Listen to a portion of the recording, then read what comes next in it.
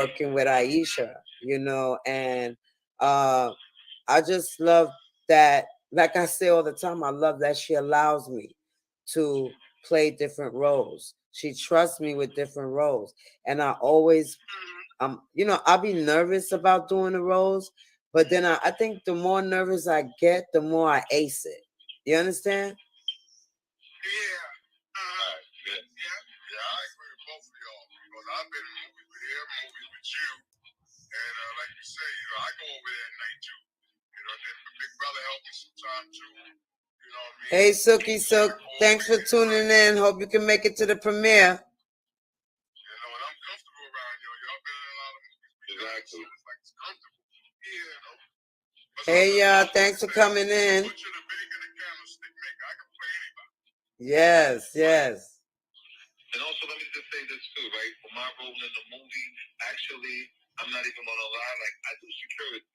I used to do security for Fetty Wap. I used to do security for a bunch of other artists, things like that. And I used to also be a security guard and a manager at the strip club. So playing these roles, they definitely come natural. It's like coming in second nature, so to speak. Yes, yes. Yes. So now I have a question for the both of y'all because I got Big Bro in the camera. You know it's hard to get him in the camera. So I got Big Bro in the camera. Let me ask you a question, right? Could you identify with your role?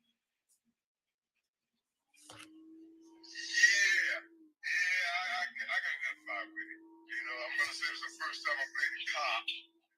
So that's why I had to get into it. I had to get into it. Oh, you played a cop? I used to play. I used to play bad guys. I could play anybody, but I used to play the bad guys. So like I said, I had to go. I'm the captain. You know what I mean? So I had to go over some, but I felt comfortable in my role playing a cop. I felt comfortable. Okay, what about you? Really, want to kiss that dude? I really felt that.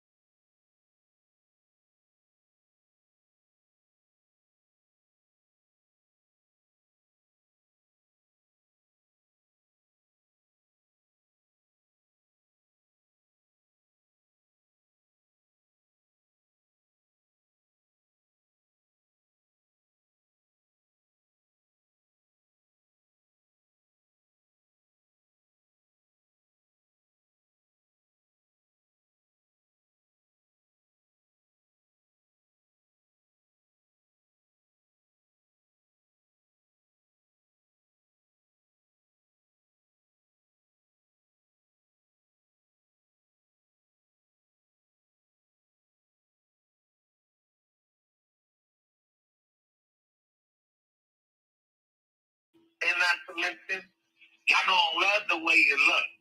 Okay. Okay? That's right. For all of y'all, please tune in.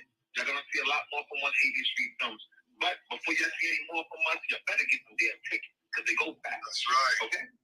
Get some tickets. You're not gonna be mad. And if the show Yo, you just gotta, I mean, go check out some, you know, just Google direct for, what? I'm sorry, yeah. I am the director, Aisha, okay? The director, Aisha. Yes. That's right. And by the way, in case I haven't mentioned too, like I said, for those who are buying tickets, there will be goodie bags given away at this premiere. Now, you don't know what the hell's gonna be in the goodie bag until you buy your ticket and show up. So if you want to know what we're giving away in the goodie bag, you definitely better cop that ticket. Right. Yeah. That's right. Yeah, I'm a billboard. I am promoting this shit out this motherfucker. And we are live. We are live right now. We're streaming live on Facebook. We're streaming live on YouTube. Okay. So a lot of people is hopefully tuning in right now and sharing the video so people can get their tickets. Okay. I mean, the Q&A is going to be crazy. I know that. Did they say something about an award ceremony? Yes, we're gonna have an award ceremony honoring the whole cast of The Whore Next Door. Why, you say? Why? Because they did what most didn't think they could do or we could do. We made number one recommended on Tubi. For The Whore Next Door. Yes, go check that out if you haven't seen it yet.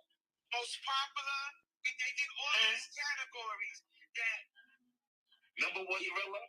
People didn't even number one thriller. They didn't even think we could do.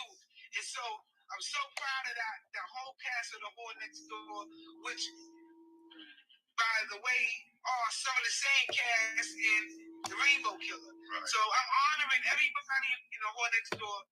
We're gonna have an award ceremony. Okay. Before the movie starts. Oh, okay. Yeah. Nice. So yo, we had a scene.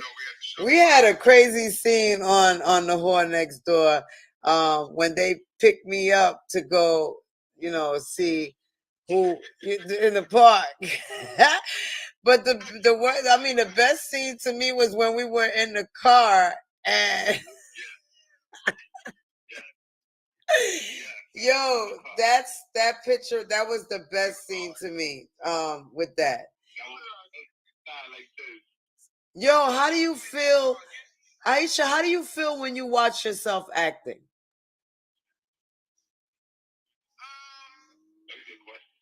Sometimes I don't like to watch myself sometimes. It's weird. I don't like to watch myself sometimes. Acting. Sometimes I don't. Yeah. Because I always critique myself.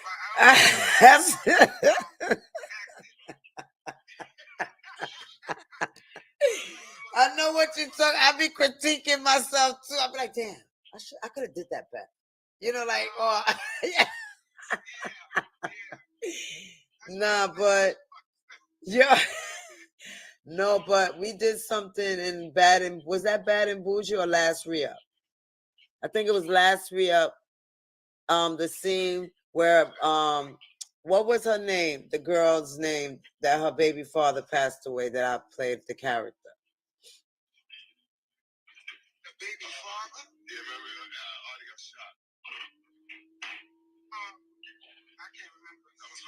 Hey! I can't remember. Her name. We did a lot of projects. Yo. And the web series, we did a lot. It only could be Bad and Bougie or Last Re-Up. Yeah, so. Hold on, wait. Let me ask Clay that same question. What Clay said? Clay, what you said? I said, let me ask Clay that question too, Clay. How do you feel when you watch yourself in a production? I kind of like it, man. I'll be like saying, wow, that's really me. Yeah, when I played Deuce, I was that dude, Deuce is crazy. He said, well, you're talking about yourself. You know, I'm like, yeah, but Deuce is somebody else. That's me, but it ain't me. You know, but I like to watch me, man. Over and over and over. Like she said, you know, it helps me get better, man. You know, I see how I shot in that one, and then the next time I shoot, I get better and better, man. You know, but I love watching. I love watching myself, man. And I laugh at myself, too. You know, I do that, too. Okay, wait, Sha'Carri, you too. How does it feel to see yourself on film doing the process? Well, sometimes I get, like the scene that I did in Last Re-Up. It made me get a little emotional, and the scene when I was basically trying to talk my baby father, the character trying to talk her baby father into moving out the city and going to have a better life. That part right there was a little emotional for me too, because I can relate to it. You understand? So yeah, and I'll just watch myself because and then why I watch myself, I want to become a perfectionist in my acting. You understand? And I want to always be able to play that character, no matter what it is. Do you understand? Like Miss Perkins was a surprise to me. You understand? Me playing an older woman. It's just I had to think about all the elder people I ever met. All the different characters, how they get when they get mad. You understand? Or when they nervous or when they scared.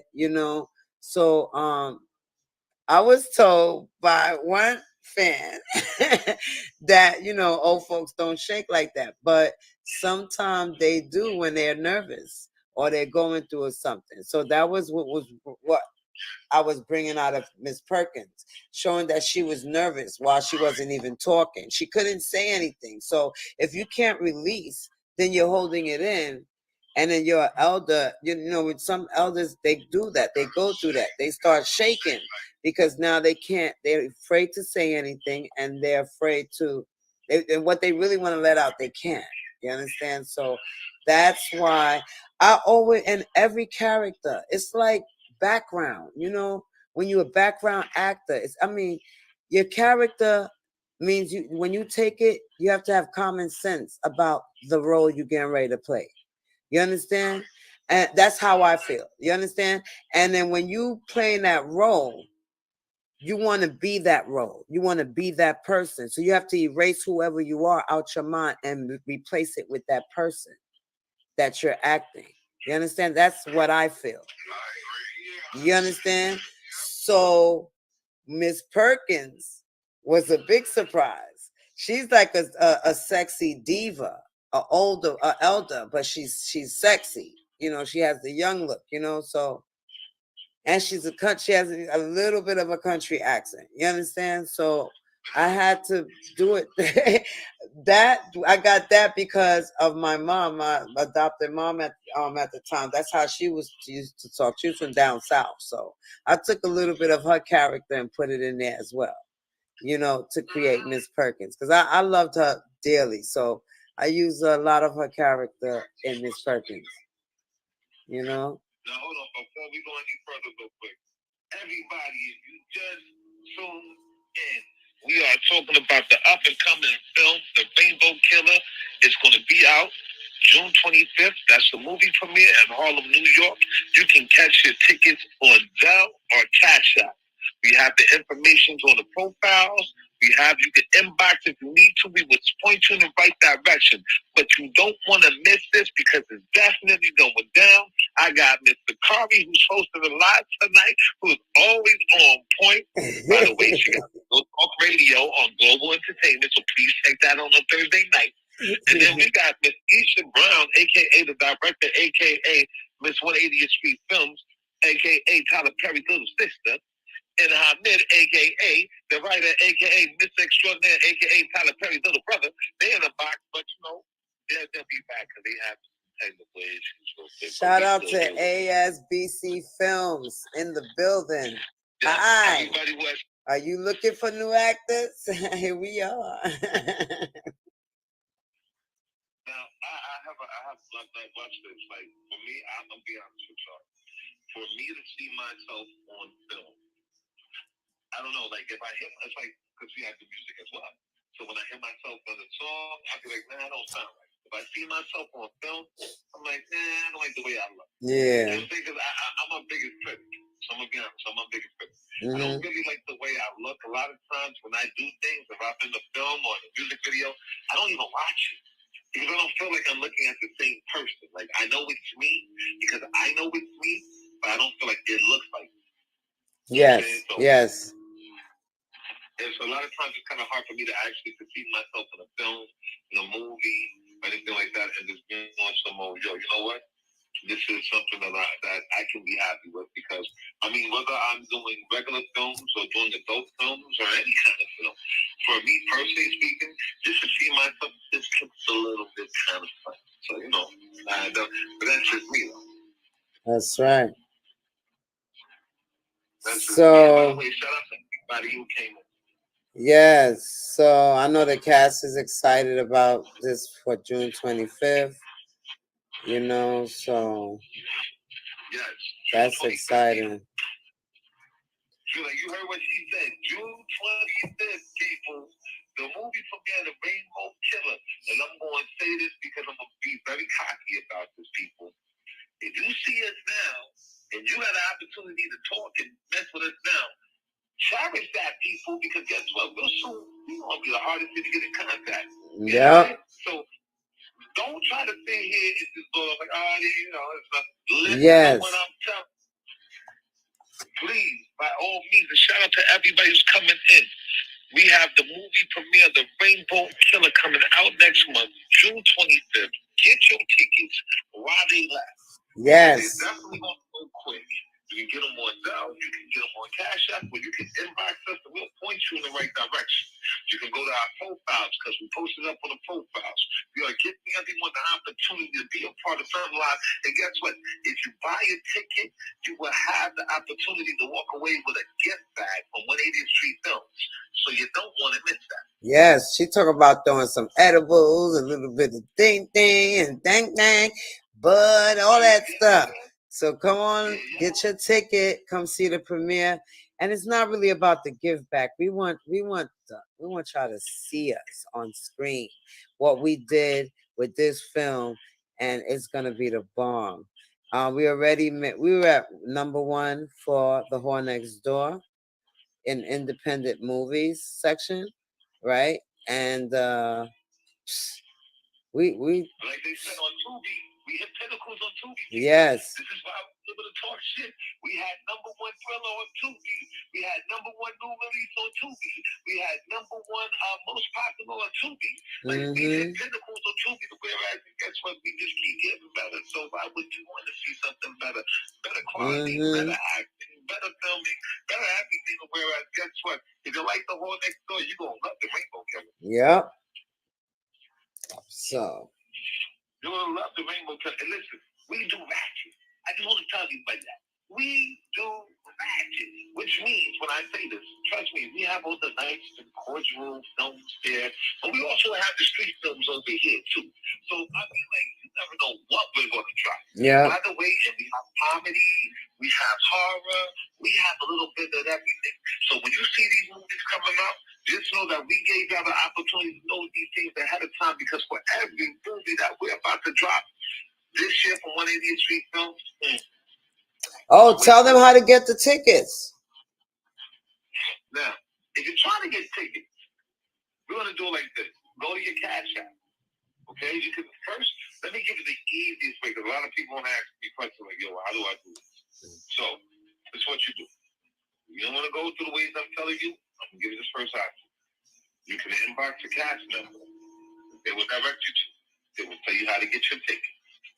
Now, if that doesn't work conveniently for you, or one of us happen to be busy, then you can go and purchase your tickets on Zelle. And what you can do is type in the number 757-831-2095. And what you can do is you can purchase your tickets there. They're $45 for the movie premiere for June 25th. Or you can go to Cash App and type in $DAVIRECTORIESA.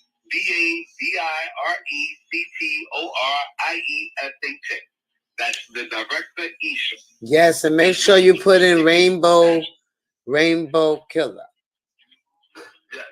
And like I said, we will be giving away gift bags from 180th Street Film. You're going to actually have a good time. Y'all will get to meet the cast. And also, y'all get to know about our projects coming up. We're doing a full-blown press kit on this. So people, you don't want to miss it. Like I said, if you can't sit here and actually see what's about to happen, wait for it. Wait for it. Yes. Wait for it. Yo, we worked hard. We worked hard on this one, man.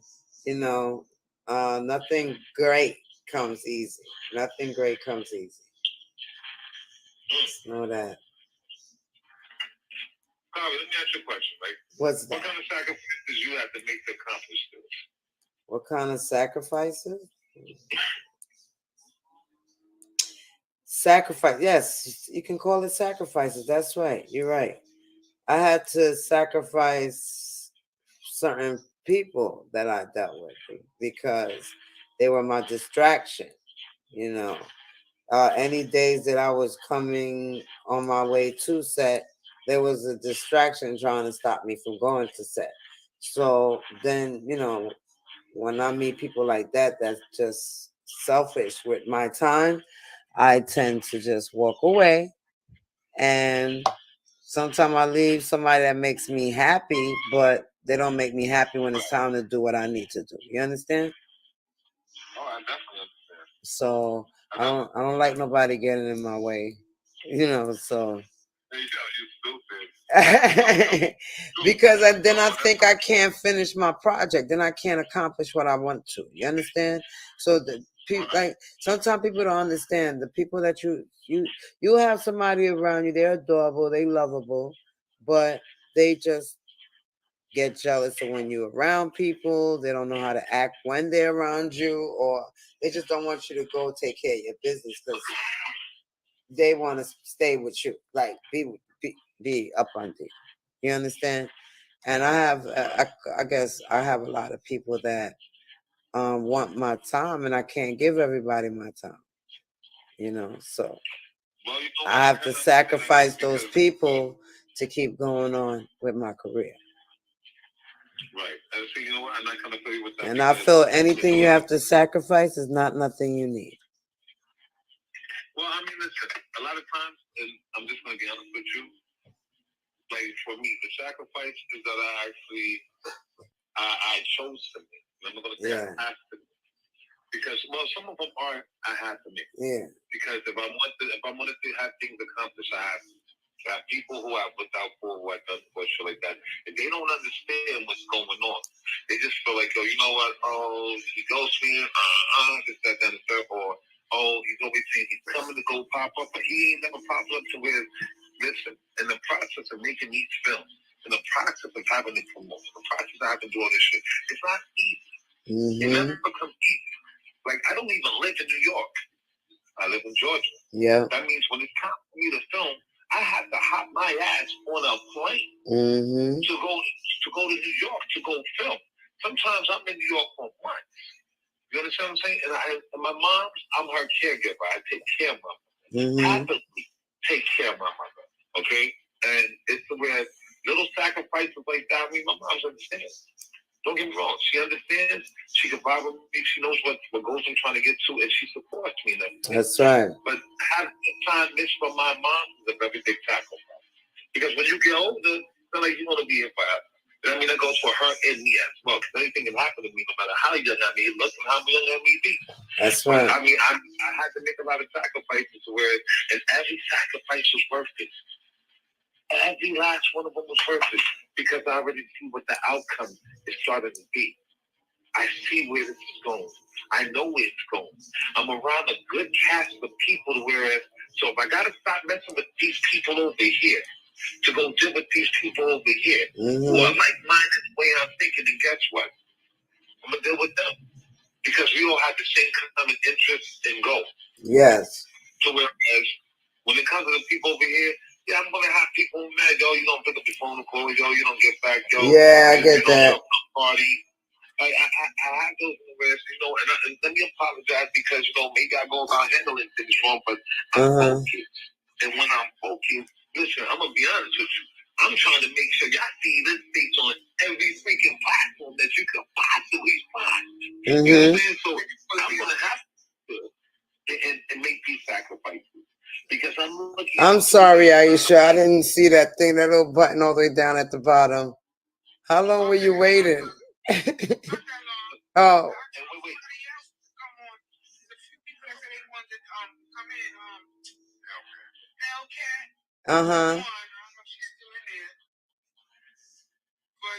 You guys could request. And the sacrifices that Isha and Ahmed made to even put me a part of this, because I mean, let's be real, you're taking a big chance saying, hey, listen, I'm going to take you on as an actor or actress and put you a part of something, and let's hope that you win. So it's a lot of sacrifices going around this table where it is all beneficial in the end, because guess what? The family gets bigger. You get to meet people, they become a part of a family, and we all have still the big common goals. So where look at the projects we put out. Look at the projects we put out. I'm gonna be honest with you, Sean. I'm gonna say this to everybody right now, even for those of you watching. Everybody told me we're done after the Whore Next Door. I'm gonna be honest. They're like, oh, this is the only film. They're not gonna have any more behind it. They're not even working, and nobody sees our hustle and flow, our hustle and grind. To whereas we just dropped the Whore Next Door in August. It hasn't even been a year, and we have another movie coming up. To where we have ammo, people. So when that comes out, guess what? We were busy working while y'all were counting this out. We were busy on our grind while y'all were saying, oh, this is it and everything else like that. Where keep paying attention. Please keep paying attention. Because at the end of the day, guess what? We are family. It's hard to go against the whole family. Guess what? If you don't see it on my platform, you see it on Chicago platform. You see it on this platform. You see it on Eastern platform. You see it on 180th Street platform. You see it on Tubi. You'll see it on Amazon. You'll see it on Netflix. You'll see it on BET. You'll see it everywhere you go. You want to know why? Because that's what kind of business we in. We're going to let y'all know who we are by the end of all. Yeah. So prepare yourself. Right.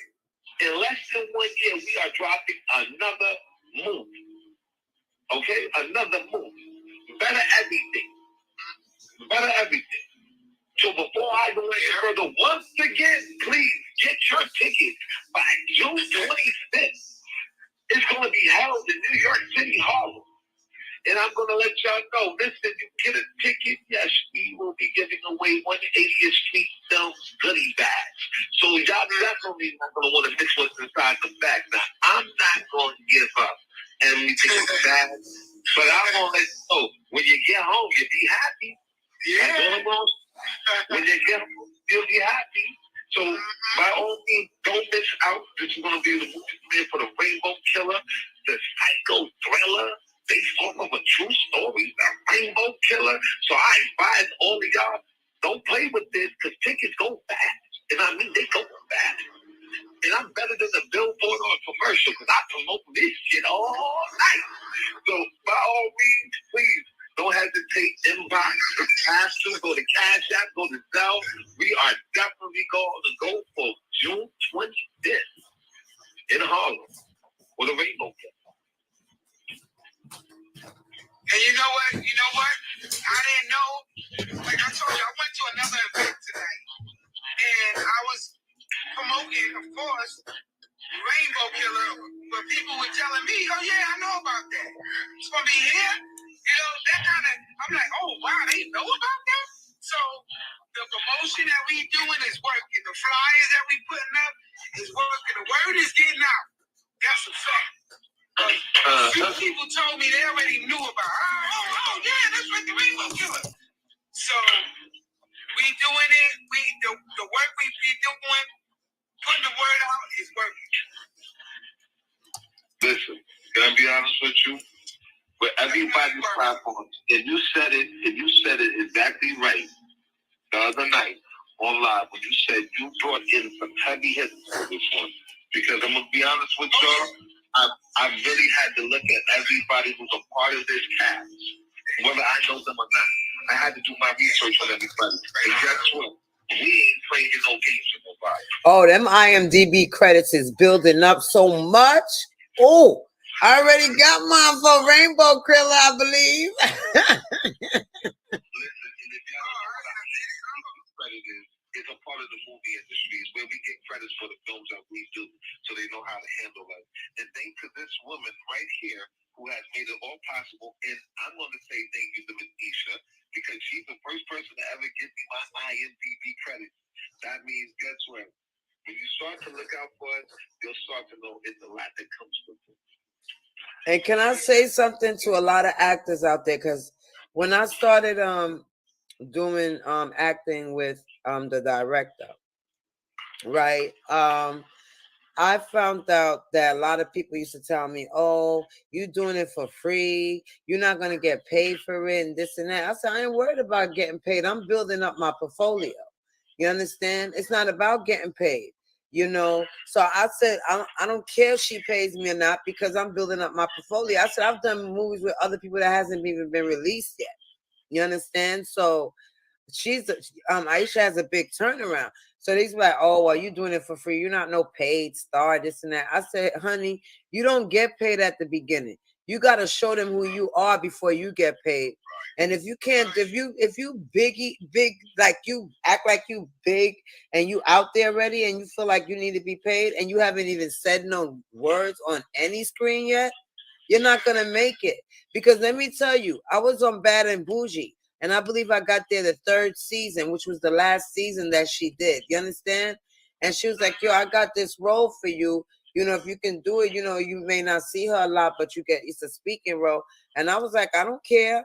I said, "Word, a speaking role?" Because Orange is the New Black, I did background for 3 seasons. You understand? So they never even gave us a chance to talk, you know, or say anything really, you know. So all you got to see was my facial expression, or I wasn't. I like my position where I was at, because the directors would pick me to be there. You understand? So I felt that, damn, I must have had something about the camera that the camera people loved about me, that they kept bringing me to the front. So my friends started watching because I was on there. They didn't care whether I was talking or not. You know what I'm saying? Just to see me in there, they were happy. It was like, "Don't worry about being the background. You understand? You're gonna make it soon." So I didn't want to be typecast. That's another thing. You know, once you play a role in something too long, they start adding you to other movies with that same type of role. You understand? You never get to go outside of your talent. Right. You understand? So that right there, I didn't want to be a prisoner for, because I was on Orange is the New Black for 3 years, right? So what happened? The show Bull. I don't know if any of y'all watched that, but the show Bull called me to come be an inmate there, and I was like, "No, I ain't gonna be an inmate again." You understand? So after I got out of Orange is the New Black, I met Aisha. And when I met Aisha, she showed me, she was like, "Yo, I got this, I got that." Went to her audition, I did the role, and she was like, "Oh, you in." You know, so, but now I'm reaping the benefits from the free shit. You understand what I'm saying? That people were saying, "Oh, it's free. Oh, they're not paying you, or they're not doing this, they're not doing that." Now I'm reaping the benefits to the things y'all said I did not pay for, that I didn't get paid for.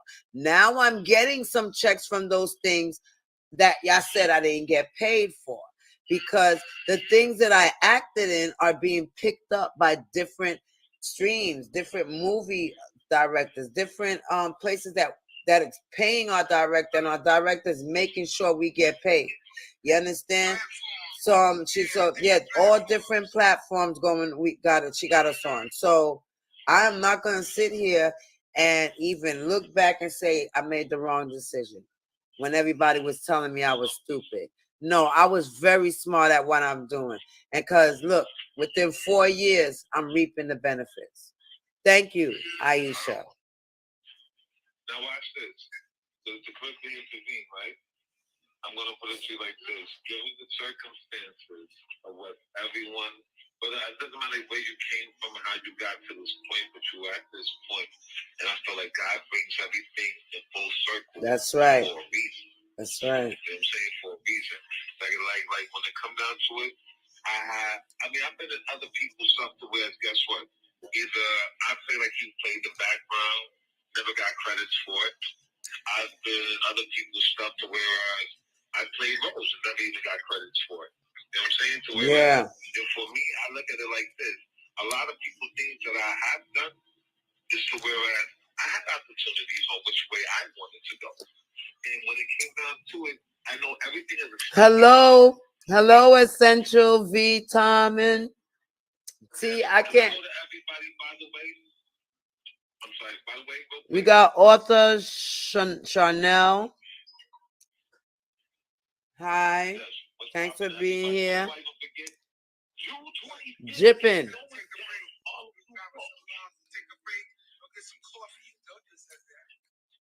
Get your ticket for the Rainbow Killer, okay?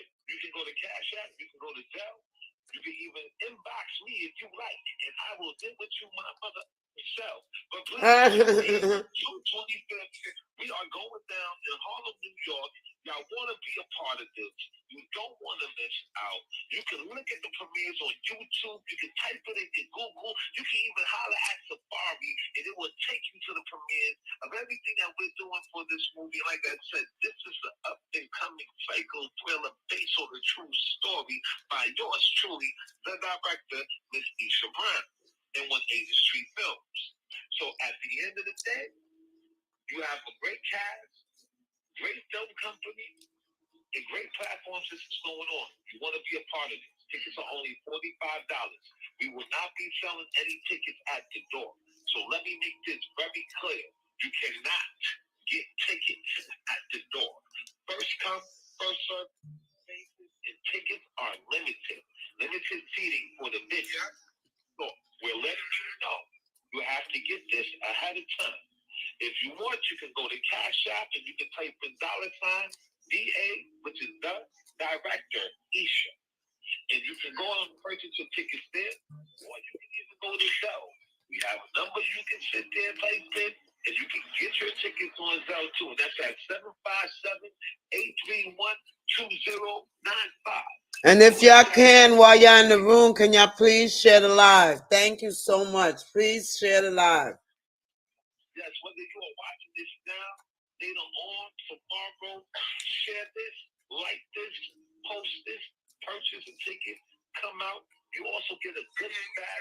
Come and mind you, goodie bags are only available while they last. So goodie bag, listen, as long as, first come, first serve basis on the goodie bag, because we're not going to have a lot. So, these are straight 180th Street Film goodie bags. So, come through, purchase that ticket. Come get your goodie bag. Watch a good movie. Come meet the cast, meet the freaks, say hello. And you're definitely going to have a good time. And we're going to see you definitely. I know that's right. 180th Street Films, we're still rising to the top. If you want to know who it is, just 180th Street Films, come on to the premiere. I mean, the only way you're going to get it from the horse's mouth. You're going to watch it yourself. Nobody got to tell you nothing about it. Come on, enjoy yourself, watch a good movie, and that's going to show you what 180th Street Films. We rise to the top. We got many more coming. All y'all got to do is lay back, and we will let y'all know when we're putting up the next one and the next one and the next one. And yes, my goal is to be on BET. And like I say, I do it 1 minute at a time, 1 day at a time. I will see BET. 180th Street Film will be on BET by the grace of Allah, 1 day at a time. That's right. We ain't even talking about that, but are we going on BET? Is our movie Rainbow Killer going on BET? It's gonna go on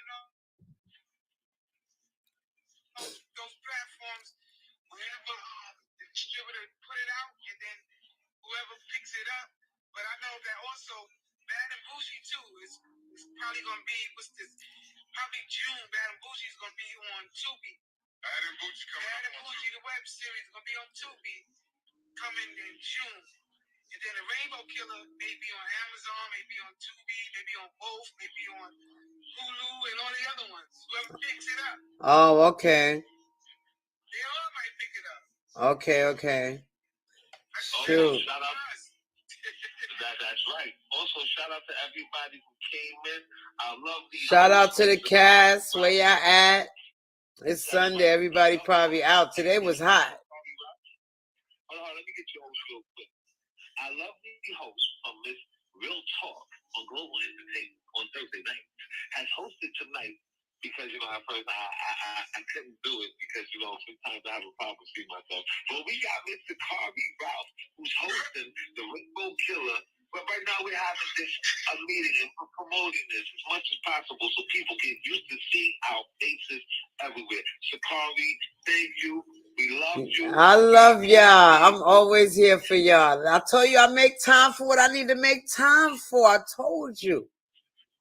I know that's right. And wait, Sakari, every Thursday night you're on Global Entertainment, right? Yes. At what time? I'm there at 10 p.m. to 12 a.m. Okay. And you guys could call in. And on Thursdays, I'm streaming on Fire Stick as well. The best, under the Best Kept Secret network.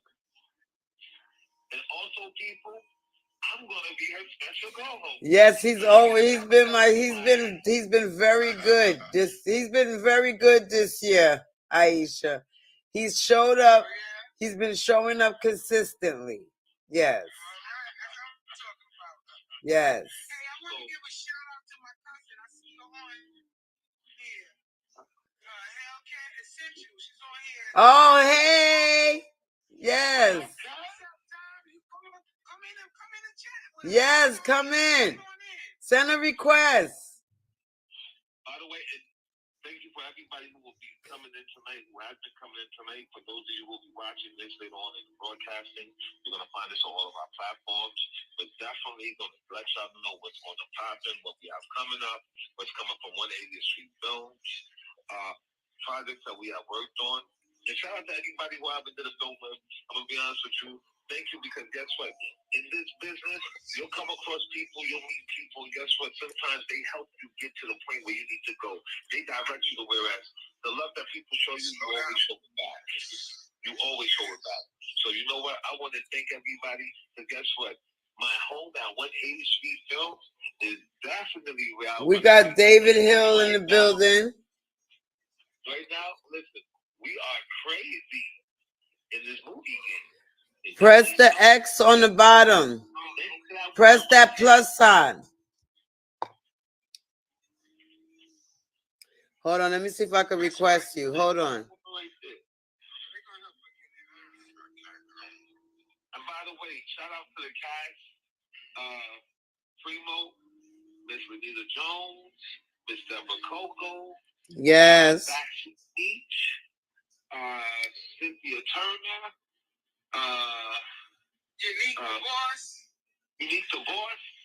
Like, this is a very good cast. Sister Flames, yes. Shout out to all the cast members who actually got involved in this and made this poppin'. Because guess what? This is not only based off of a true story and a psycho thriller, but guess what? It's happening nowadays. Maybe not to the extent you see in the movie, but it does happen nowadays. So, It does happen. so let y'all know, pay attention, because I ain't giving you no more. I'm not telling you nothing. I ain't telling you what the movie's about. Now, if they give it to you, I let them give it to you. But I ain't telling you nothing. You gotta watch. Also, I'm gonna give a shout out to Michael Twiggs too. We ain't forgot about you neither. Yeah, and shout out to the production. Like, seriously, like, y'all move very quickly. Very quickly. Like, I ain't gonna gonna lie, listen, for all of y'all who don't know, when I say, yo, when we get in there and we go and I was trying to put you on. I sent you a request. okay, yeah. When I say when we get in these situations and we go to go out and shoot, we have people while we film stop and be looking and ask, so what are we doing? What are we doing? And a lot of times, like they'll stand there and they'll look, they'll drive by, they'll stop their car and look because they're so intrigued on what we're doing. And we try to get in and get out as quick as possible. As quick as possible to make sure, guess what? We can entertain y'all. And as you can see, we're doing a hell of a job. But I just wanted to say this one last thing. For everybody else, y'all need to keep up. Seriously. Yeah, I'm talking shit right now. But everybody else, y'all need to keep up. Because it was the same people who were talking shit about us from my, the whole next door this and the whole next door that. I don't think it's that.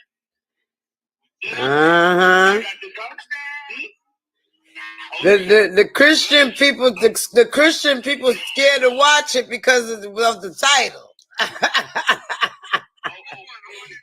Yeah, the Christian people don't want to watch it because of the title and think it's a porn or something. As soon as you say the whore next door, they think it's a porn. I'll be like, come on. Either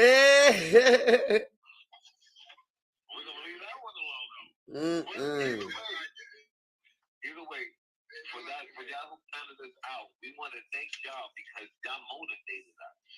See, when y'all thought we didn't have nothing, when y'all thought that it's going to be what it's going to be, listen, I keep it a buck with y'all. I see your comments. I see what y'all write. I hear what the hell y'all say. You know what the funny part about it? I don't hear nothing now. I ain't heard nothing since we've been promoting this. I ain't seen you. I ain't seen no comments. And yeah, I'm going to act a little cocky with this because you know what's funny about it? We ain't even done. We ain't even get started. We not even getting started. We just dabbling around. You know what's funny? Let me tell you what's funny. I don't mean to cut you off. Please cut me off.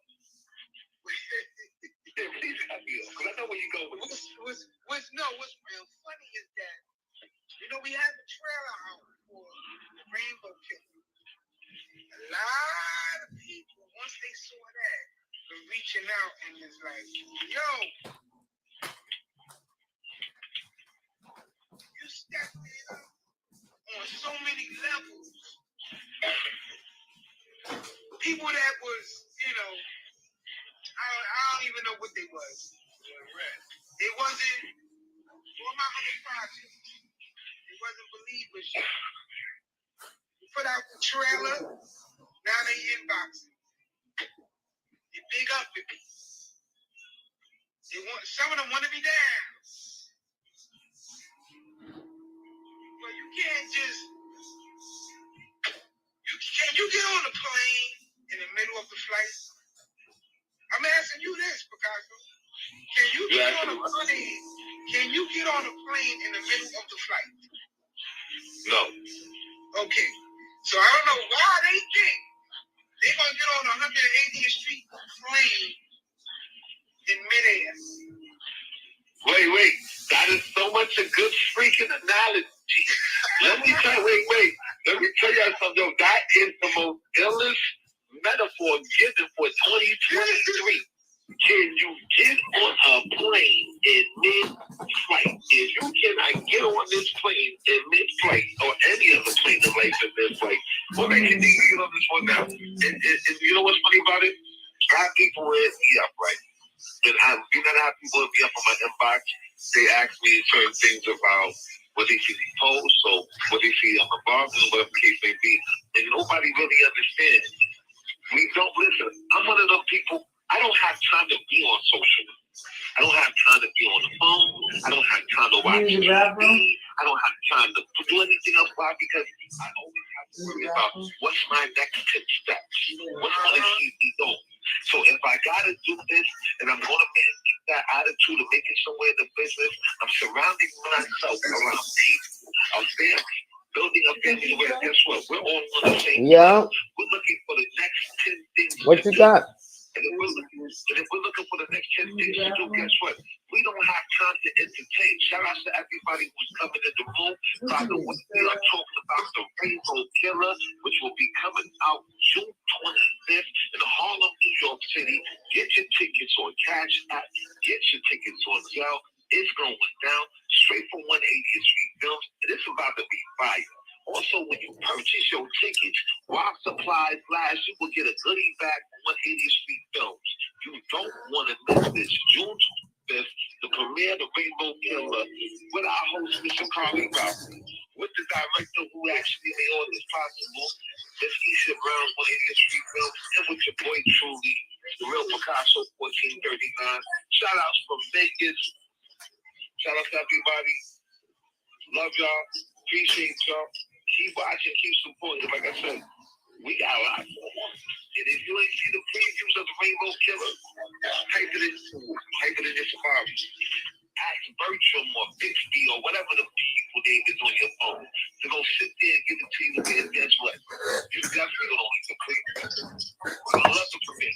You're going to love the previews for it.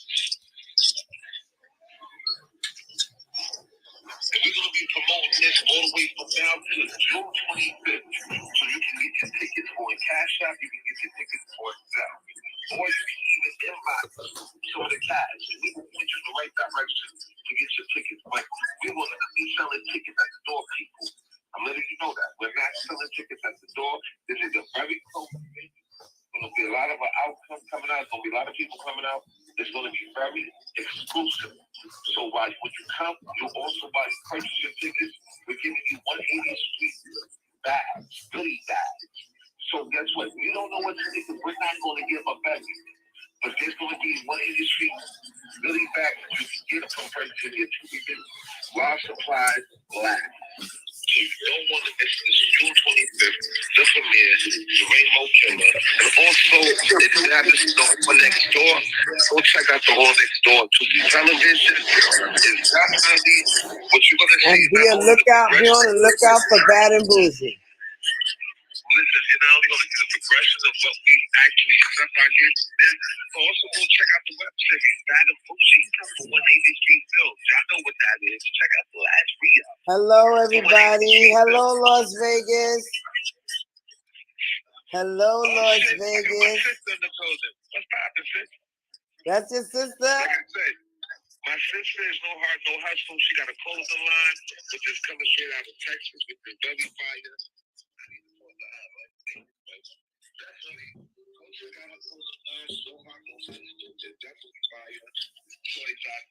We take promotional clothing, okay? Yeah, I just want to make this very clear. But fill it all. Check it out. June 25th is going down, Harlem, New York. You don't want to miss from 180th Street Film, The Rainbow Killer.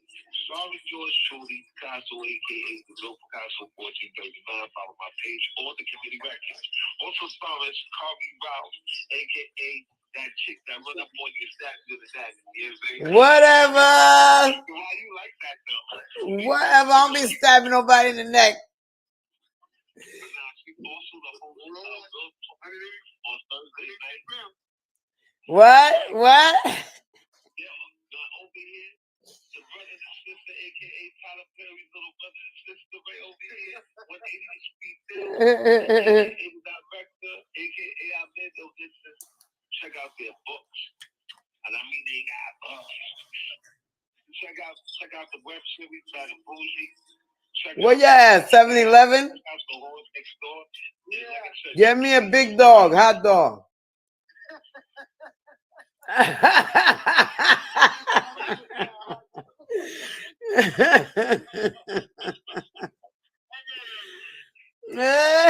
No, he did. He said, I know that's right.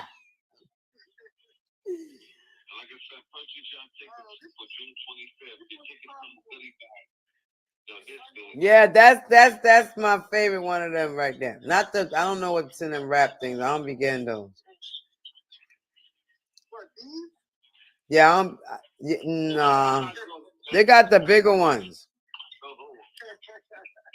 You know what?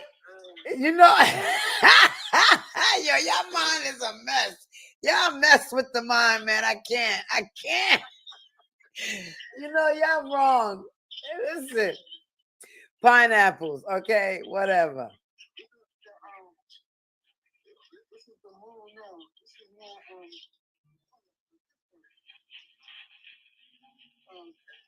I should be drinking that, but and keep up all night.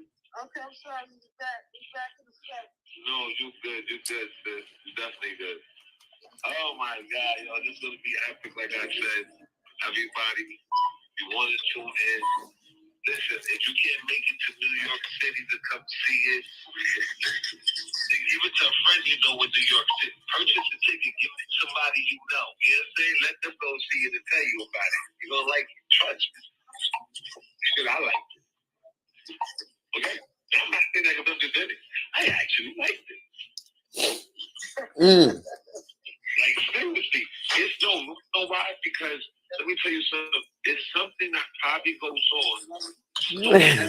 I used to stay with her mask. Yo, she don't go nowhere without her mask. She be like, I don't care this shit. They say this shit over. I'm wearing my mask. Yeah, she's still wearing it. We the only one, but we still wearing it. Yeah. Wearing masks. Ray Smooth. But yeah, but I'll be right back, y'all. Yeah.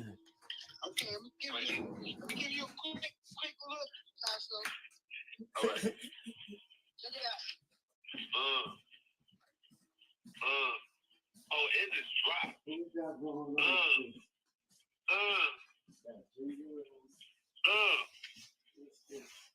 I like that.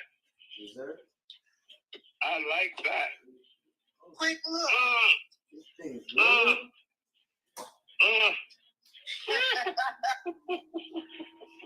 Wait. Show the inside real quick. Show the inside. Ooh, look at that steering wheel, baby.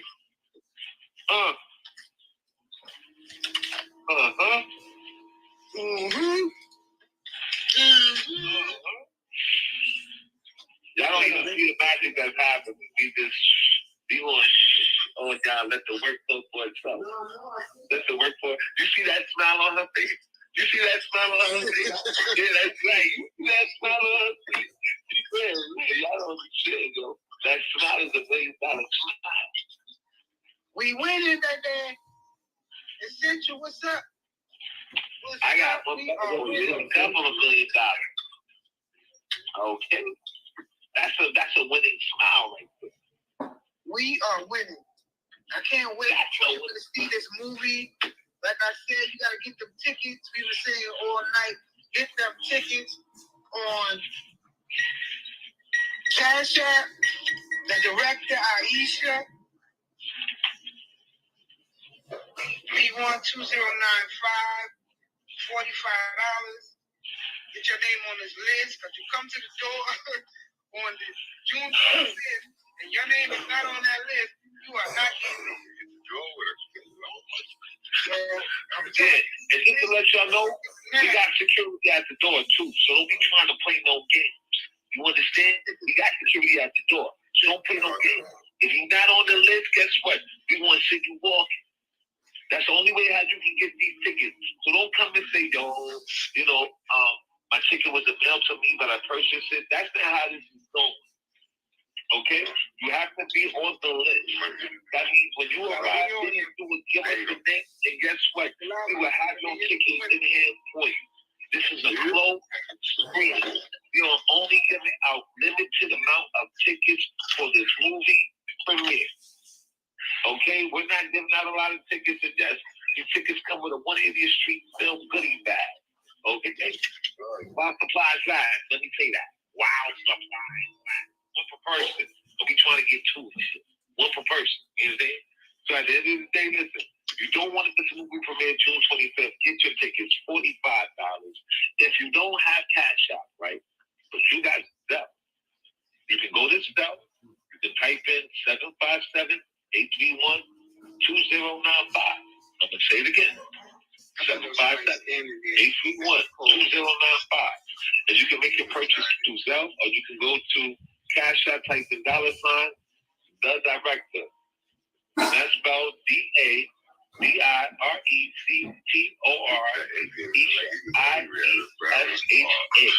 That's the Director Isha on Cash App. And also, like you said, we got a limited amount. We started off with about 100 tickets. That's all we have. So I'm letting you know now. Get them now. Because the only way you can get them is through Zelle or Cash App. So Cash App, the Director Aisha,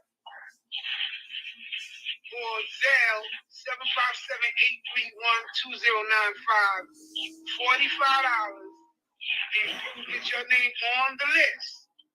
So on the day of the event, they only going by that list. If your name is not on it there, you're not going to be able to get it. And you'll be able to take pictures with the cast too. And whoever after you watch the movie, you get to talk to the people that's in the movie too. You know what I mean? So we doing it live. You know what I mean? Ready to get them tickets. Share everything you heard tonight with your cousin, Aunt May, Uncle Charlie. Everybody knows you did it. Where you at? In the woods? They're going fast. Get your tickets.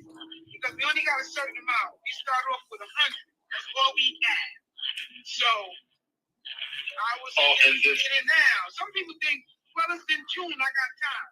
They might be waiting for the first before they get it.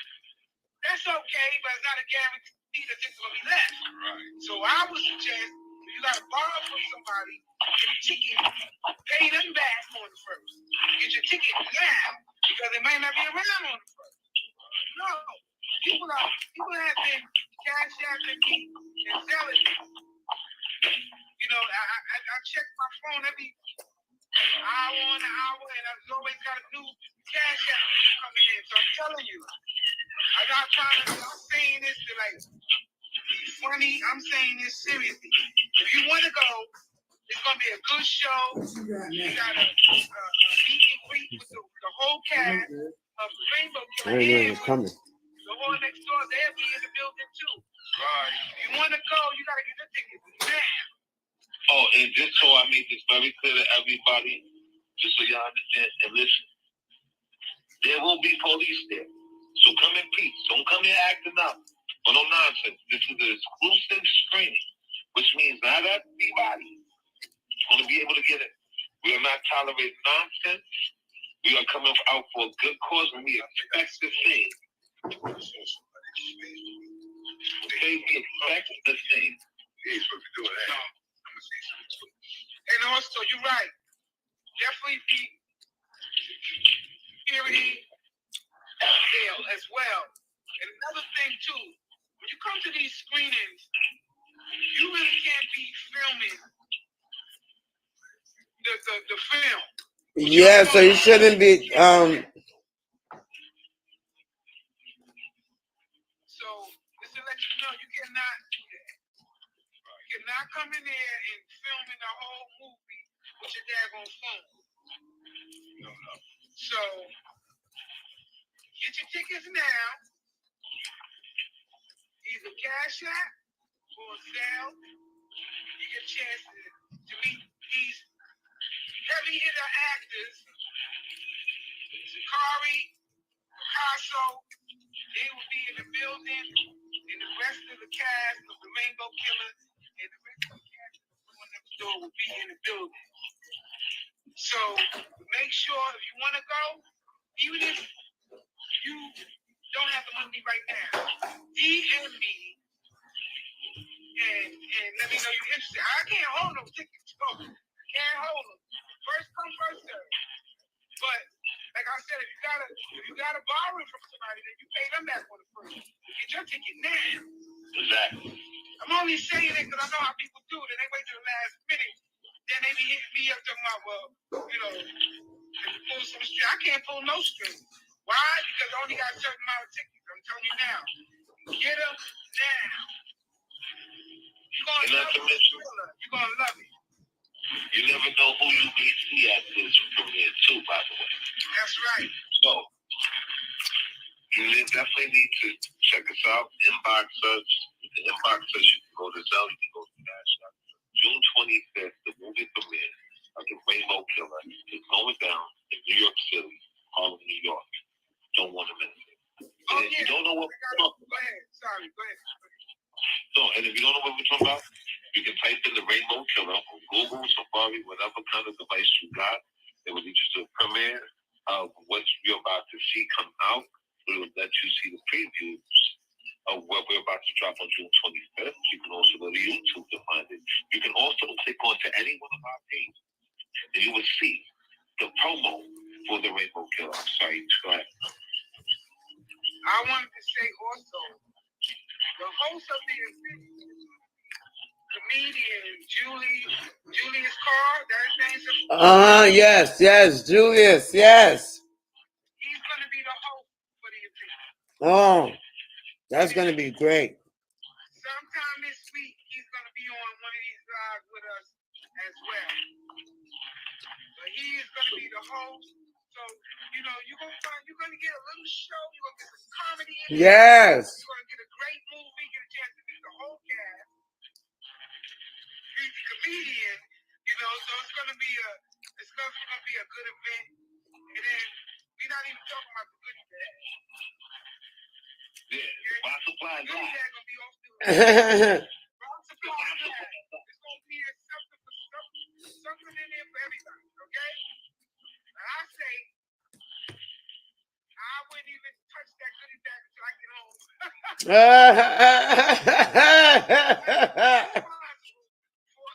I can't. With that goodie bag, okay? You open that joint up when you get home, and you don't gotta go back out. The goodie bag is gonna be off the hook. A book is definitely gonna be in there. A shirt is definitely gonna be in there. And some other stuff I don't even want to mention. Also, let me just say this too. And not only will you have the opportunity to meet the cast from The Rainbow Killer, but you also want to have the opportunity to meet the cast from The Hornet Store. Right. So you have special guests that's going to be popping up at this event. We're not going to give up food because you got to get the ticket up.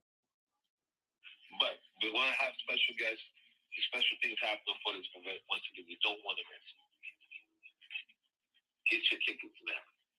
We're going to have other filmmakers, other directors, other actors from other films on Tubi. And like you said, other surprise guests is going to be popping in. So you just never know who might be there. And if you're an up-and-coming actor, and you want to get your shine on, it's the perfect event to come to. Yep, great networking. You might be able to be in the next film. That's right.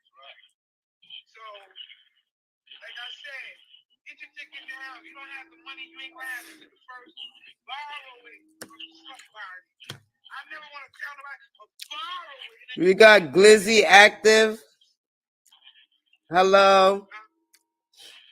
And once again, shout out to everybody who has been coming in tonight.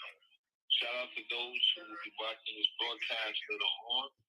We are talking about The Rainbow Killer. We are promoting The Rainbow Killer, which is a movie from 180th Street Films that is not released yet. It will be released on June 25th in Harlem, New York. Get your tickets on Cash App. Get your tickets on Zelle.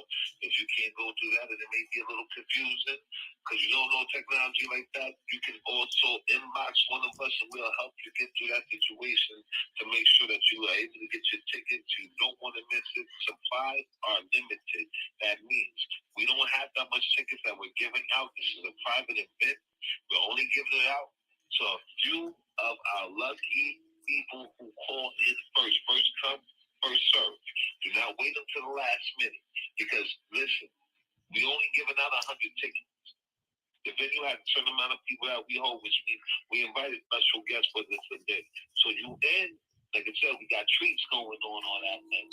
Not to mention, you get a goodie bag, but that's only when the supplies last. Once they're gone, don't complain.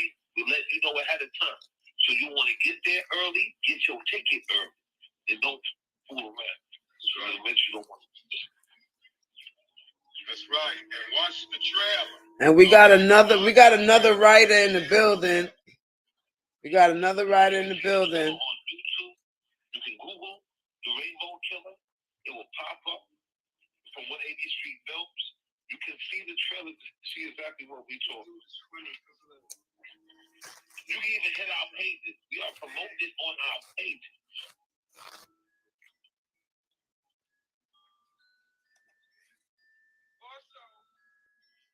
Also, maybe we might do something.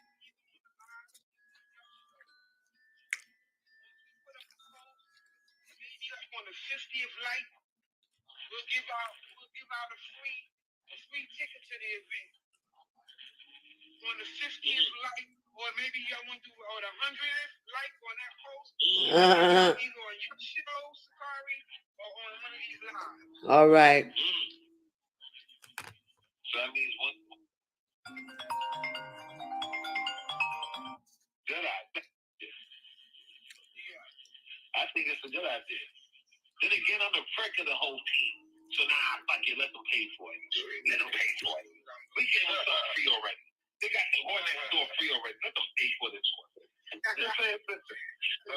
the Horn Next Door free already. Let them pay for this one. And listen, throughout the whole team at 180th Street Films, I'm the prick of the team.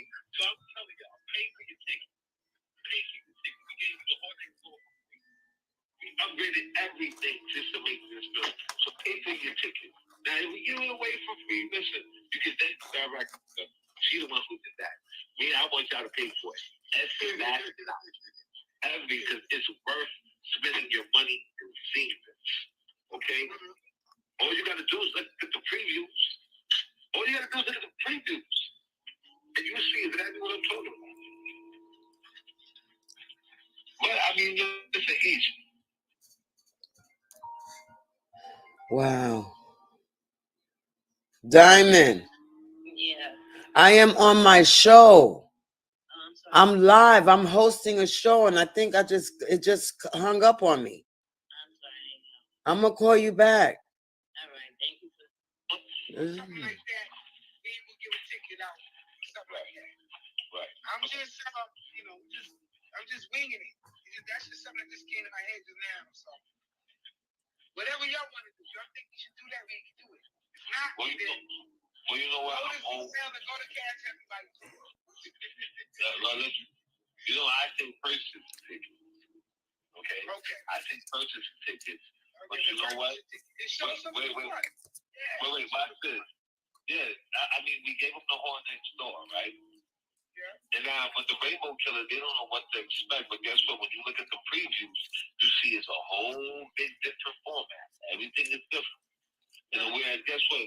At each, if you want to sit there and give away a ticket, you know what? I'm with it. So I'm going to do this too. If you give away a ticket, for 2 of my lucky viewers, I'll purchase your ticket. That means you get 2 free tickets from me. I'm going to come out my pocket for it. And one day on my live, I'm going to give away one on here. And then however we're going to give away the other one, we'll do it like that. I have no problems with that. I'm going to give out 2. Oh, shit. Look at that. Wait. Now, we even trying to let y'all be a part of this. I just want you to see how this is going down. This is how much confidence we got in ourselves. We'll even come out of our pocket to let you even see this on us. Yep. Okay? On us. Because guess what? We're that confident. We already know what we got set up. We're not worried about it. Yeah. We're not worried about it. That's right. So you're going to have to stay tuned to these lives. To what's your show, Sakari? The Sakari Show. Real talk. You're gonna have to stay tuned to all of these because that's the only way you're gonna be able to win a free ticket. And then I'm gonna put up some posts and like the 50th, I would say 75th like on that post. That person I will give a free ticket to. So that means ticket is gonna be ticket comes with a goodie bag. That's the thing that's gonna be off the hook. The movie gonna be off the hook, and then it's gonna follow up with a goodie bag. You'll get a chance to meet the whole cast of the Rainbow Killer, the Whore Next Door, other filmmakers that's gonna be in the building, other directors. I mean, so you don't want to miss this opportunity. Exactly. I'm telling you. Exactly. That's right. Exactly. I'm excited. June 25th. It's going down June 25th. So we're gonna give them the last pitch. We're gonna give them the last pitch. That's what? The last pitch. For those that are coming in right now, how y'all doing? Thank you for joining us. In case I have missed this, once again, June 25th, movie premiere, The Rainbow Killers, what we're talking about. Purchase your tickets now. You can get your tickets through Zelle or Cash App.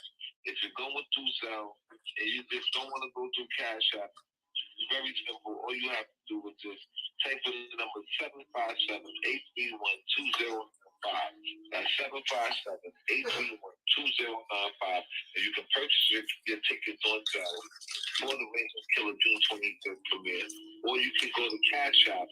You can type in $DADIESSA.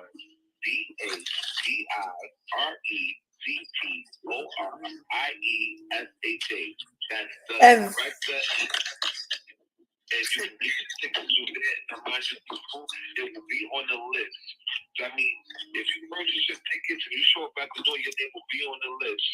And if your name is on the list, that's the only way how you get it in. We are not selling tickets at the door. This is a first come, first served basis. Please come and see because we will have security plus police to host the event. We got special guests. We have a lot of special events going on. You don't want to miss it. And that was the announcements from Mr. Committee Records, aka Picasso, of Real Talk After Dark Radio with Silky Silk. Yes, we do commercials. We really do. And that's all, folks, right? Sure. So, Mr.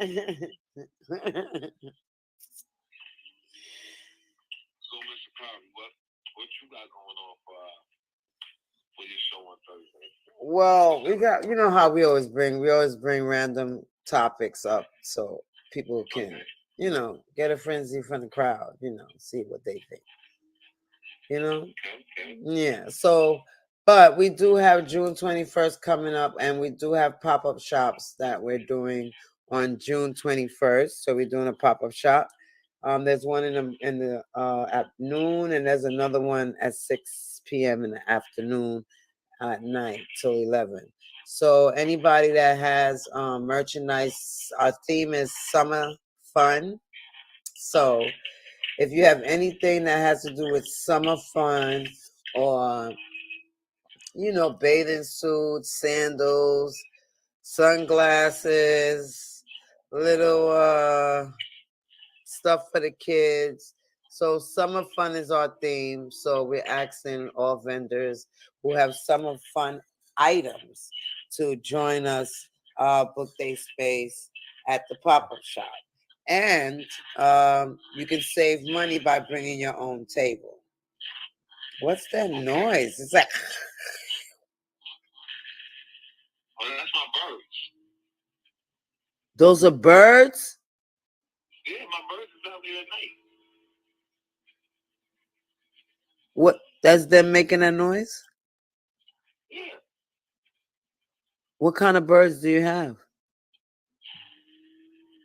Listen, I just moved in from the house. I don't know what JP Justice. What you mean? You know, listen, I live like Ace Ventura type detective. It's like all these niggas be out here all times of day and night, so I just let it be. You know what I'm saying? What kind of bird makes that kind of noise? That's what I need to know. I don't know. What do you mean you don't know? You can't see it while it's making a noise? Wait. You see that? What can you really see? That's beetles. What can you really see? Those are beetles. That is not a bird. No, those are birds. I'm telling you. I never heard no bird sound like that. You sure it's not a robot bird? It just seems like it's interfering with the frequency on your phone. What? Okay, how many birds? So you have a bunch of birds that sit in your tree and make that noise all night? They sit there all night. There's a whole bunch of them. Listen, you have one doing one sound, another one doing another sound, another one doing another sound. It's never the same species. Where do you live at? Never the same species. You sound like you living way down in the woods down south.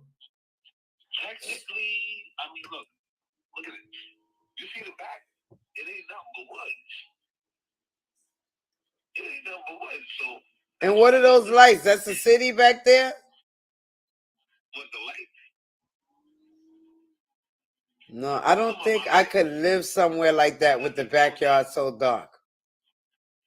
Right now, you sitting there, it's dark, right? You see how dark it is? Imagine a face just pops in and it looks like... That's what it looked like, yeah. The Ring.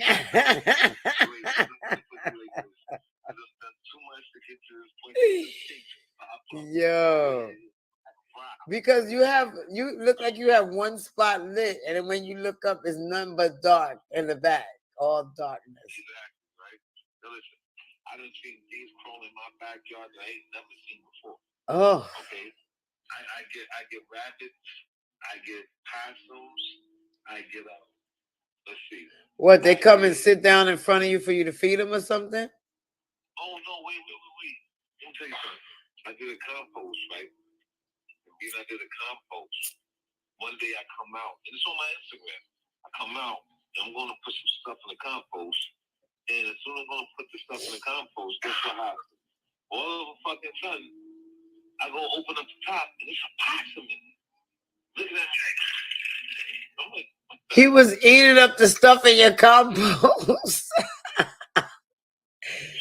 Did you get him out? Well, I threatened that nigga. I was like, yo, my nigga, I'm from New York. We don't play this shit. Looking at me like, yo, like you in my house. Like, that's how the possum was looking, right? He didn't play dead? He played dead, yo. This nigga was snarling. He had these curly things on his back. I don't know if it was male or female. I think they were babies. You know what the hell was going on? Ew!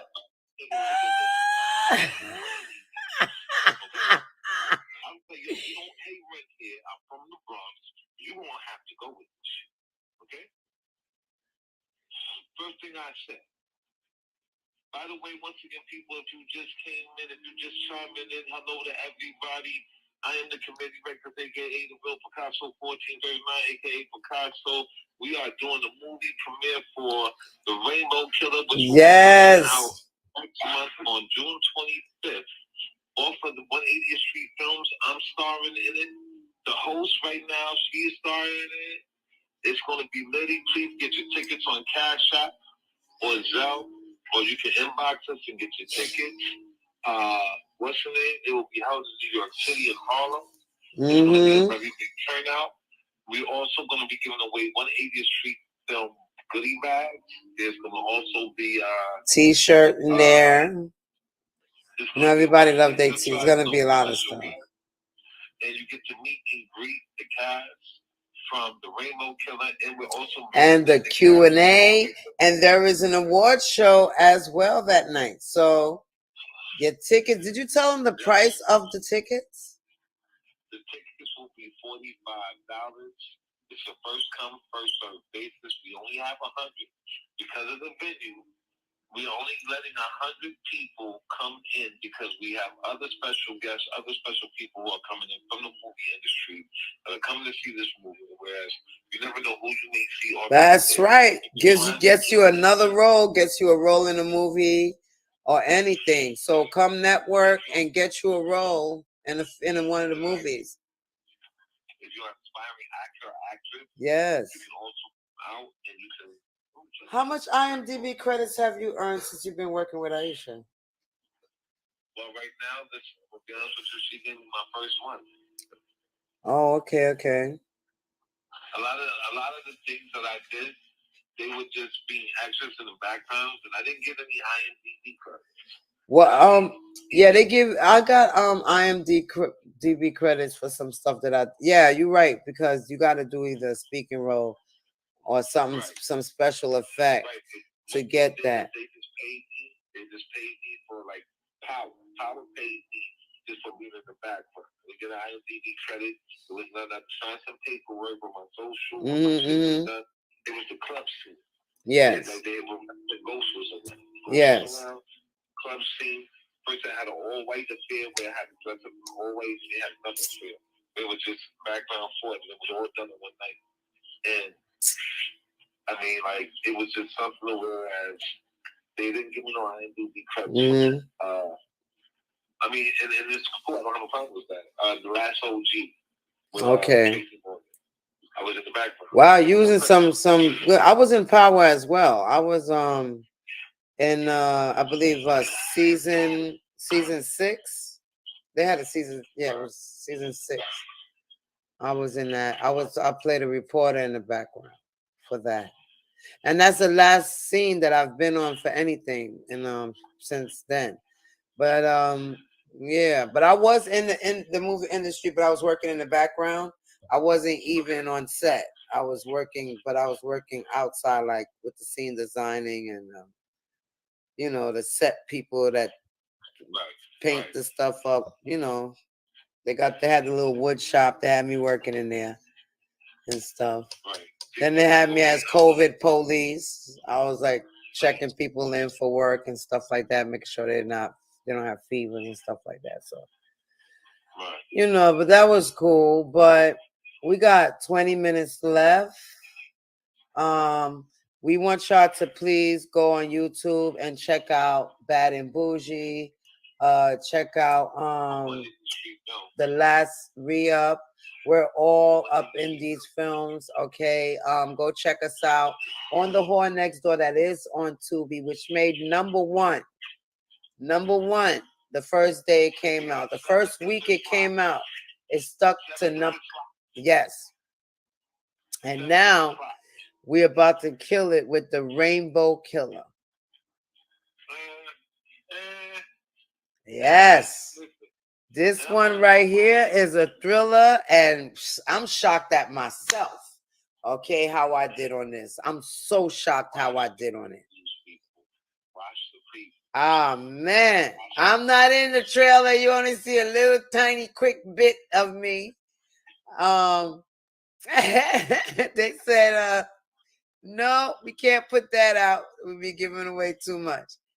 But 21 gave away a little bit. He was spilling the beans a little too much. It's all right. Yeah, listen. Look, I'm going to be honest with you. And shout out to everybody who came on Friday Night Live. We were talking about the movie. I want to thank Deborah Coco. She showed up. Shout out to Deborah Coco. She was with KRS-One, I think, yesterday or today. Yeah, I know. Yes. Yes. Also, shout out to Backstreet Meech. Yes. Backseat Meech. What they call him? He's a spoiler. That's what they call him. Shout out to the rest of the cast members. Yes. If they were, that would be a plus. If they're not, we love you and we wish you were here. Nevertheless, we love you and we're going to make sure that you stay relevant with us because, listen, we are a team. This is what we do. And tonight was a pop-up show. We don't usually do shows on Sundays. But tonight was a pop-up show just for the premiere of the movie that is coming June 25th. Yo, earlier I said the Rainbow Whore Next Door.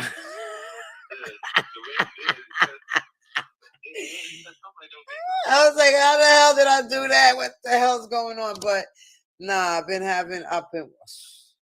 I've been out working a little too hard this week, okay? This week I think I worked a little too hard for nothing. But I'm exhausted from the whole week last week and it's Sunday, okay? I got you. So yeah, but I say God got better plans. I don't mean to cut you off, but I got to say this too. Listen, normally, me and this nutcase here. I'm a nutcase now. All right, I'm a nutcase because he don't agree with what I say. It's all right. I say what I say. Let me tell you why I say what I say. Me and this nutcase here. See, she got a show every Thursday night on Global Music Entertainment. Yes. And you can go to StreamYard to watch her show at 10 o'clock at night, 10 and 12. And she got me co-hosting with her. And this is a natural born nut, yo. Listen, I'm calling it what it is. This is a natural born nut. So I'm gonna tell you too. This was a pop-up live, but you gotta tune in to StreamYard. Okay? Global Music Entertainment. And the name of her show is called Real Talk with Sakari. This Sakari Rock. Okay. Sakari Raphael. You forgetting the L, the Raphael. Oh, forget the EL.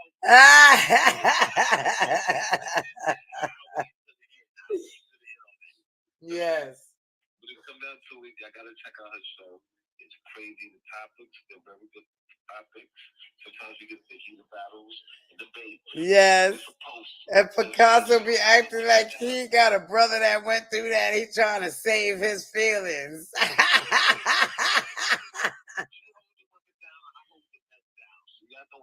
Yes.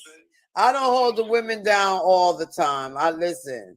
I could be I could be a little devil's advocate sometimes. It's okay.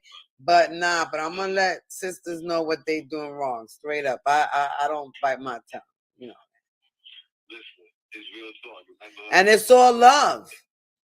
When I'm telling people's things, I'm telling it to better themselves. They be thinking I'm tricking them, I'm playing a game. No. I'll be dead up serious. And by the way, shout out to the host tonight. You gotta put the EL at there.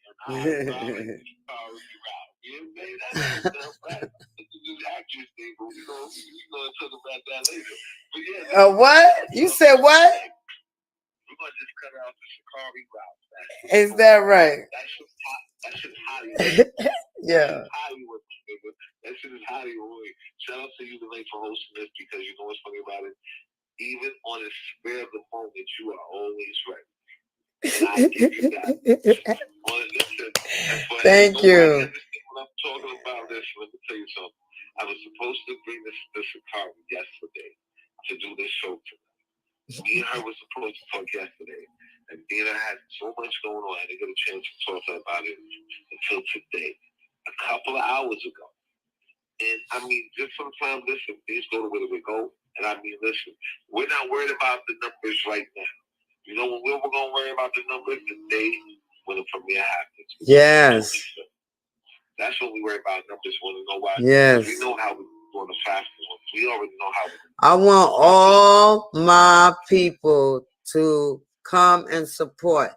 And please come now and support, because whoever is right now, I'm looking at whoever supports me, whoever does, look into my stuff. Those are the people that I know I can have longevity with. You understand what I'm saying? You understand? So I want people, I'm getting to a different level now, and I would like everybody to please just start supporting me a little bit more. I support people all the time, whether it's last minute or, and if I never made it to your joint, maybe I was doing something that I really couldn't make it, but I support everybody. You understand? I'm a radio show host. I'm not picky. And one thing I wanted to bring up, especially with females, we got to learn how to separate business from how you feel about each other sometimes, most of the time. You understand? Because you mess up opportunities for yourself. You understand? That's all you're doing. You're messing up. I'm not telling you to be somebody's friend, but if y'all know y'all don't get along as in the personal realm, get along in the business realm. Because the personal realm really don't matter sometimes. You have to get along in the business realm. That is very important because you lose out opportunities. Certain people that are assets, God will send people in your life in all different shapes and fashion, and you don't know why. But sometimes it's best to be humble and stop being so greedy over something that's not even gonna benefit. You ain't even gonna benefit over.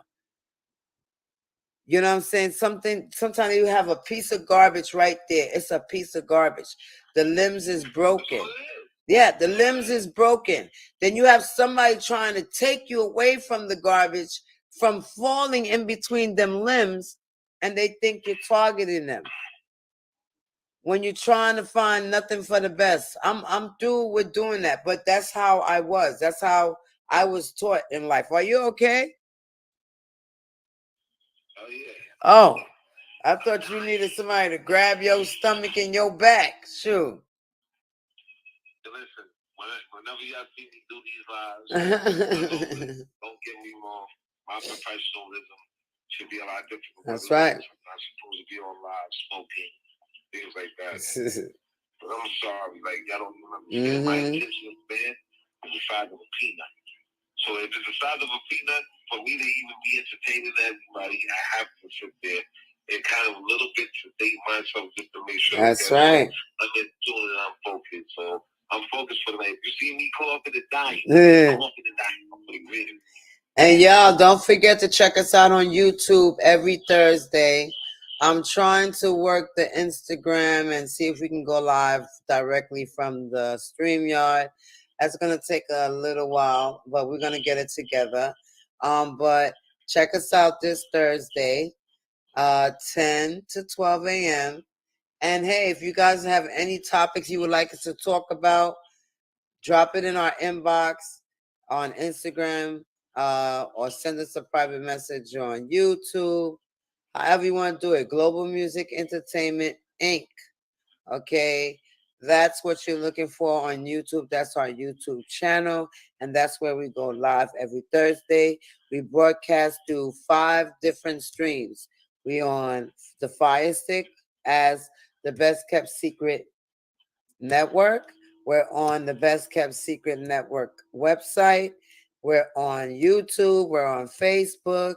And we're right here on Instagram.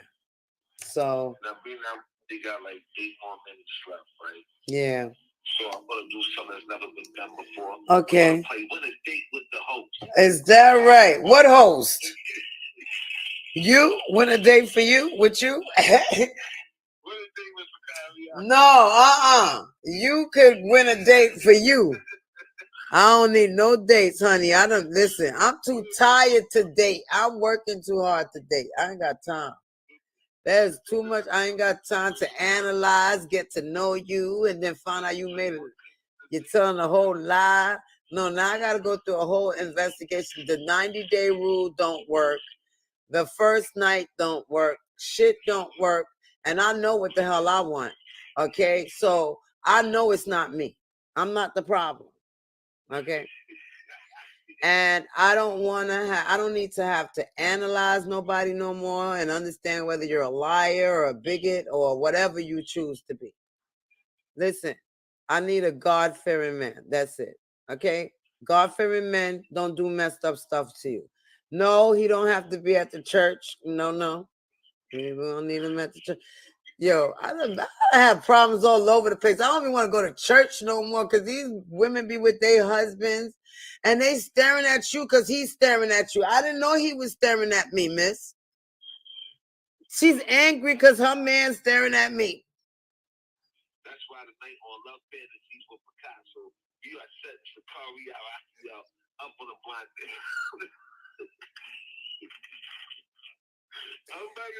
Good evening, New Year, New Journey. How are you? We got some people coming in. Listen, we on the last 6 minutes of our show. This is a pop-up show tonight. We're talking about the Rainbow Killer. Tickets are on sale now. We are having a movie premiere June 25th in Harlem, New York. New Year, New Journey. New Journey is like, oh boy. Do you know this person, Picasso? She's a Yeah, I knew you knew the person because they said, "Oh boy." I'm like, okay, it can't be me. They throwing that at. So like this, right? It's I used to She stream. said, "Sure does." I used to stream on TLC. Who's that, Picasso? Actually, she's very good people. She lives out the country. Is that right? Yeah, she's very well grounded, very down there. Is that right? I Okay. used to be on, like I said, I used to be on certain platforms. I used to do streaming. Picasso has love all around the world. Been around the world tonight. All around the world. But you know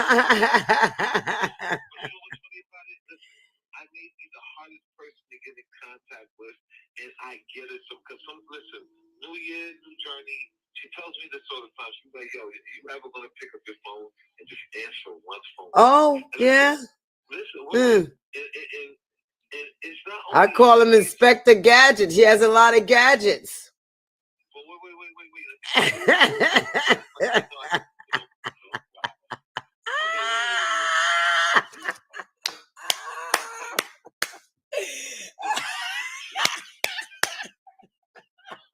Okay, wait. What up? Like, watch this.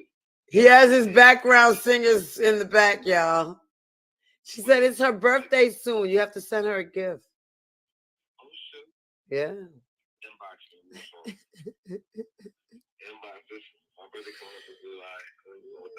What the birthday? What are you? You're a Cancer or a Leo? Oh no. Yeah, July 30th. Oh. Oh, by the way, my sister just came into the room, and I'm just my blood sister. And I just don't want nobody to feel no kind of way, but you can even ask her. She be like, the last time I talked to this fool on the phone was when the pandemic started. I haven't talked to him since. Like, seriously, I want everybody to understand. Like, it's nothing like, it's like, right, like, watch this. These movies that are coming out every time, we're getting to a pinnacle where if you ever knew Tyler Perry when he first started, I have a cousin who got with Tyler Perry when he first started in 2001, 2002. And when she got with him, she's in his show, If Loving You Was Wrong. She's on SWAT. She played Will Smith's mother in Bel-Air. She does a lot of freaking movies, and all she had to do was stay focused and everything else like that to where, guess what? Now she don't really have a want for them. And what I try to explain to people, because sometimes my mother doesn't get to see. When I have to ask, She said it only takes 1 second. You know, that's what my mom says all the time. But guess what? That 1 second. She said her wish list is on Instagram. Okay.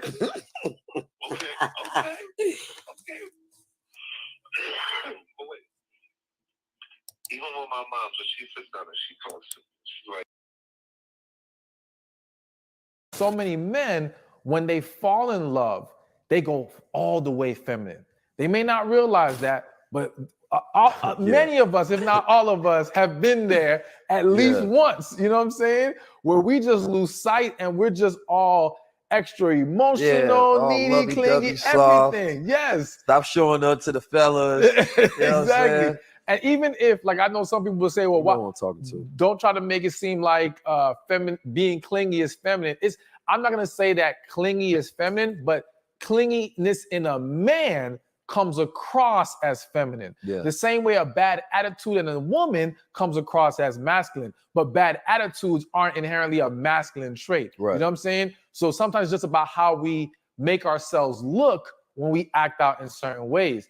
And so a lot of that, though, is due to fear and a lack of understanding of our emotions. So the fear of, I may not meet another woman like this again. I'm just this lucky to have her. I'm afraid I'm going to lose her. And so because you're so afraid, you lose yourself trying not to lose her. You see what I'm saying? But if you simply had the mindset of, okay, I'm going to show up as the man I need to be, love this woman, but if I have to walk away, I'm prepared to do that, it would completely shift the dynamic. So we just, again, balance to me is a huge key for men to tap into if we want better relationships and to make better choices of the women we deal with. 19 keys. 19 keys.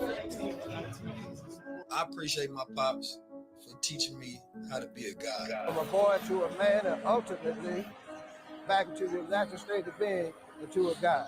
As guys, we're supposed to always move with that higher self. And I have to be able to execute it. Having knowledge is not power. The execution of knowledge is power. Knowledge makes a man unfit to be a slave.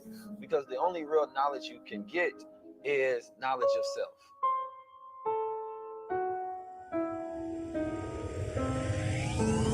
This is the highest level. The highest level is ownership. The highest level is power. The highest level is sovereignty. The highest level is higher consciousness. The highest level is when we own our own culture. Excellence at a very high level. Not eye level. A high level. It's time for a high level conversation. We're here for another high level conversation. High level conversation. Tap in with the God. Peace, family. It's 19 Keys with another high level conversation. Today, we're going to have a beautiful discussion and conversation. I think it's one of the most necessary ones. The most often discussed, but probably the most often conversation that I believe gets wrong the most. Everybody in the world today, I believe in many fashions, takes themselves as an expert because of the new media and our ability to communicate rapidly at the tip of your fingers, right? You can just get out of divorce, you can just get out of bad relationship, and then you can pick up the microphone and you can speak to the world, and then you can relate to others who experience the same trauma and situations, creating these cultures of bonding. And as I think about that, I say that we have to get to a place where we're actually having conversations with people who have knowledge on this and expertise on this, and this is their area of focus and study, so that we're not just getting the opinions of people, which specifically is coming from places of trauma, but we're getting it from people who've actually studied and learned this and who's dedicated their lives towards it. You know, specifically when we talk about relationships comes from the word relatio, right? Which means to bring back, right? A coming together. And the ship is a representation of the state of and or condition. So when we're talking about having relatio or relating to other people, it is supposed to be something that's restoring, right? So when we think about, let's say, having a relationship with our other half, right? That is the bringing of coming together, right? That is the coming wholeness. But today, I don't think that wholeness is in the conversations, more wholeness in the conversation, right? Today, this good brother, I believe, is a great communicator. He's a no-nonsense, straight to the point type of person. And he speaks to the feminine, masculine. He speaks to men and women on how to engineer love. And when you talk about engineering love, it's also engineering self, right? It's very important that we have our philosophers, our thought leaders of today that we can go to specifically when we need that assistance, and not even just need it when we're ready for it. And I've seen this brother video circulate throughout social media, and I remember listening to it, and it had a profound effect on me a few times. And it's not common that some people can say things and I actually really listen and gravitate towards, and I appreciate it. So the reason we're having this conversation today is because I've been directly affected by the advice that this brother has spread throughout the world. And he says it in a very genuine, calm, authentic manner. The person that I'm talking about today is not just the person that picks up a microphone, but he actually has a degree in marriage. Right now, I didn't even know you could get that. So I'm interested to actually talk to this brother and talk about, as we talk about relationships, I believe it's a lot about talking about self, right? Because self-image comes into a big play. So without further ado, we're going to bring in this esteemed, wise philosopher of a young man and God, Stefan Speaks. We got some Stevies on the team, so I be having to make sure I get it right. I feel you. How you feeling today, brother? I'm feeling good. Glad to be here, man. Yes, sir. Likewise. I'm glad you're here. So I want to dive straight into it, right? All right. First of all, I want to ask you how you feel about the state of conversation around relationships, right? As we talk about anybody, yes, with a microphone and some trauma can pick up can start a podcast, and then people with that same trauma or are going to relate to them, you have a new relationship, a new bonding, a new pairing, and they can create a brand and a culture around that, but they can be 100% wrong. Yeah. Right. But when you say things and you gain popularity, then people feel that you might be right. And this I know this is adding, right, to the destruction of relationships, right? Not the betterment and the growth and the evolution of them. So what's your thought processes as you see it play out? Man, it pisses me off all the time. Like I always say, if someone is walking in their purpose and they're out here genuinely doing the work, I support them. I don't care who they are. I don't care if they surpass me, because they're passing along the right message and they're trying to make positive things happen. But I can't stand all the people who jump on the wave of relationships. And that's what it is. Like I've seen individuals who they may be music artists and they'll start doing relationship advice videos. You know what I'm saying? They might be doing a completely different type of business, but they'll start doing relationship advice videos because everyone started to see those things can go viral. And what made it worse is that they started to realize that being divisive, being polarizing, being sensational was the best way to get clicks and views. So now they're tapping into that, but as you mentioned, creating more drama, more negativity, and ripping people apart rather than bringing them together. Right. So I just feel like all these extra voices have contaminated the space, and it's unfortunate. But it's just one of those things where you just have to kind of fight through it and just keep doing what you got to do. How long have you been doing it? Man, it's been at least 12 years. 12 years. Yeah, I remember early on seeing your page and sharing some of your content. And you was in the space when it wasn't oversaturated. Yeah.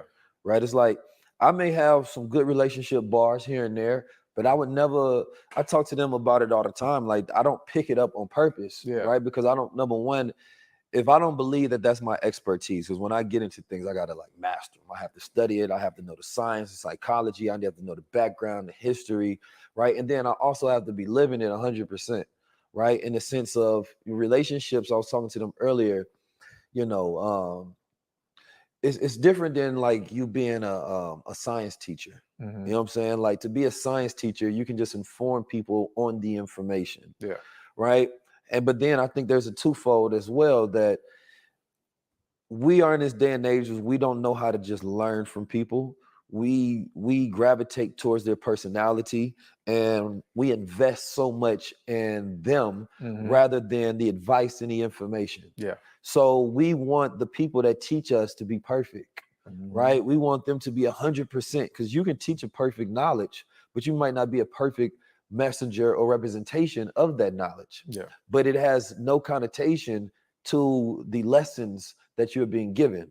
So we've learned that throughout our life, because our teachers, you teach business, but they're not entrepreneurs.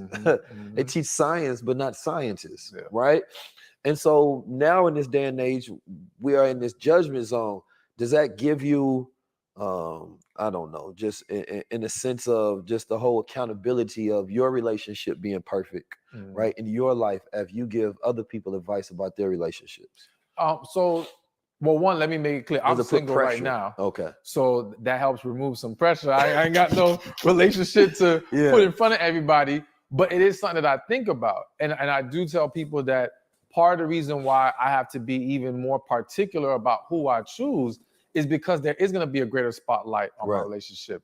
And I do have to, in essence, be a representation of my work. But I don't let myself fall into the expectation of perfection anymore. In the beginning, I used to worry about that a lot. But now it's just like, none of us are perfect. And if you're expecting that we all are on point every day, 24/7, that's unrealistic. You know what I'm saying? So to me, I'm just striving for making sure I choose the right person the way that I encourage others to choose the right person. To me, that's the most important foundational piece. You know what I'm saying? Of course, listening to God in that process. But then other than that, you're going to have some ups and downs here and there. The key is if you two are always working towards trying to improve things. So it's okay to have some off days, but are you working towards better? That's the key. Right. I'm currently on a journey of exploring my shadow self, right? I've been doing a lot of work with it. I went to 1 day of therapy so far, right? And this is something that I probably was starkly against at first, but exploring the mental health issues within my own family, right? And some of my own mistakes and things of that nature in life, I have a growth mindset. So I always want to get better, right? And one thing that I learned was that, the decisions that we make a lot of times, the things that we do is not who we are, right? These are our preconditions. These are the way that we've been programmed, and chiefly it comes through childhood, right? And so a lot of people don't examine their childhood, right? I've been going through a deep examination of who I am to really show up as my authentic self at all times.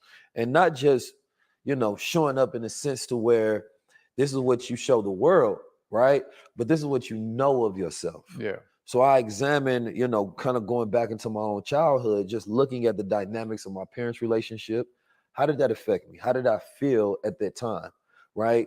The words that were repeated to me as a youngster, how did that affect the relationships that I have with women or men? You understand me, in business or finance, right?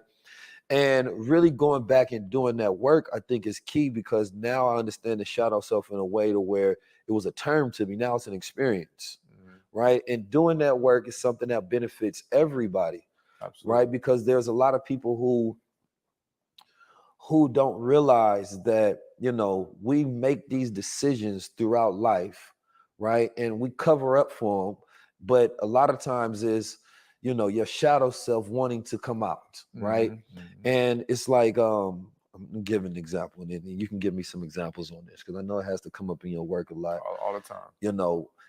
The decisions that we make on a daily basis, the mistakes that we make, and the reasons why we do things are usually very emotionally connected. And that place is not always present emotions, right? The place is usually past emotions that we fostered.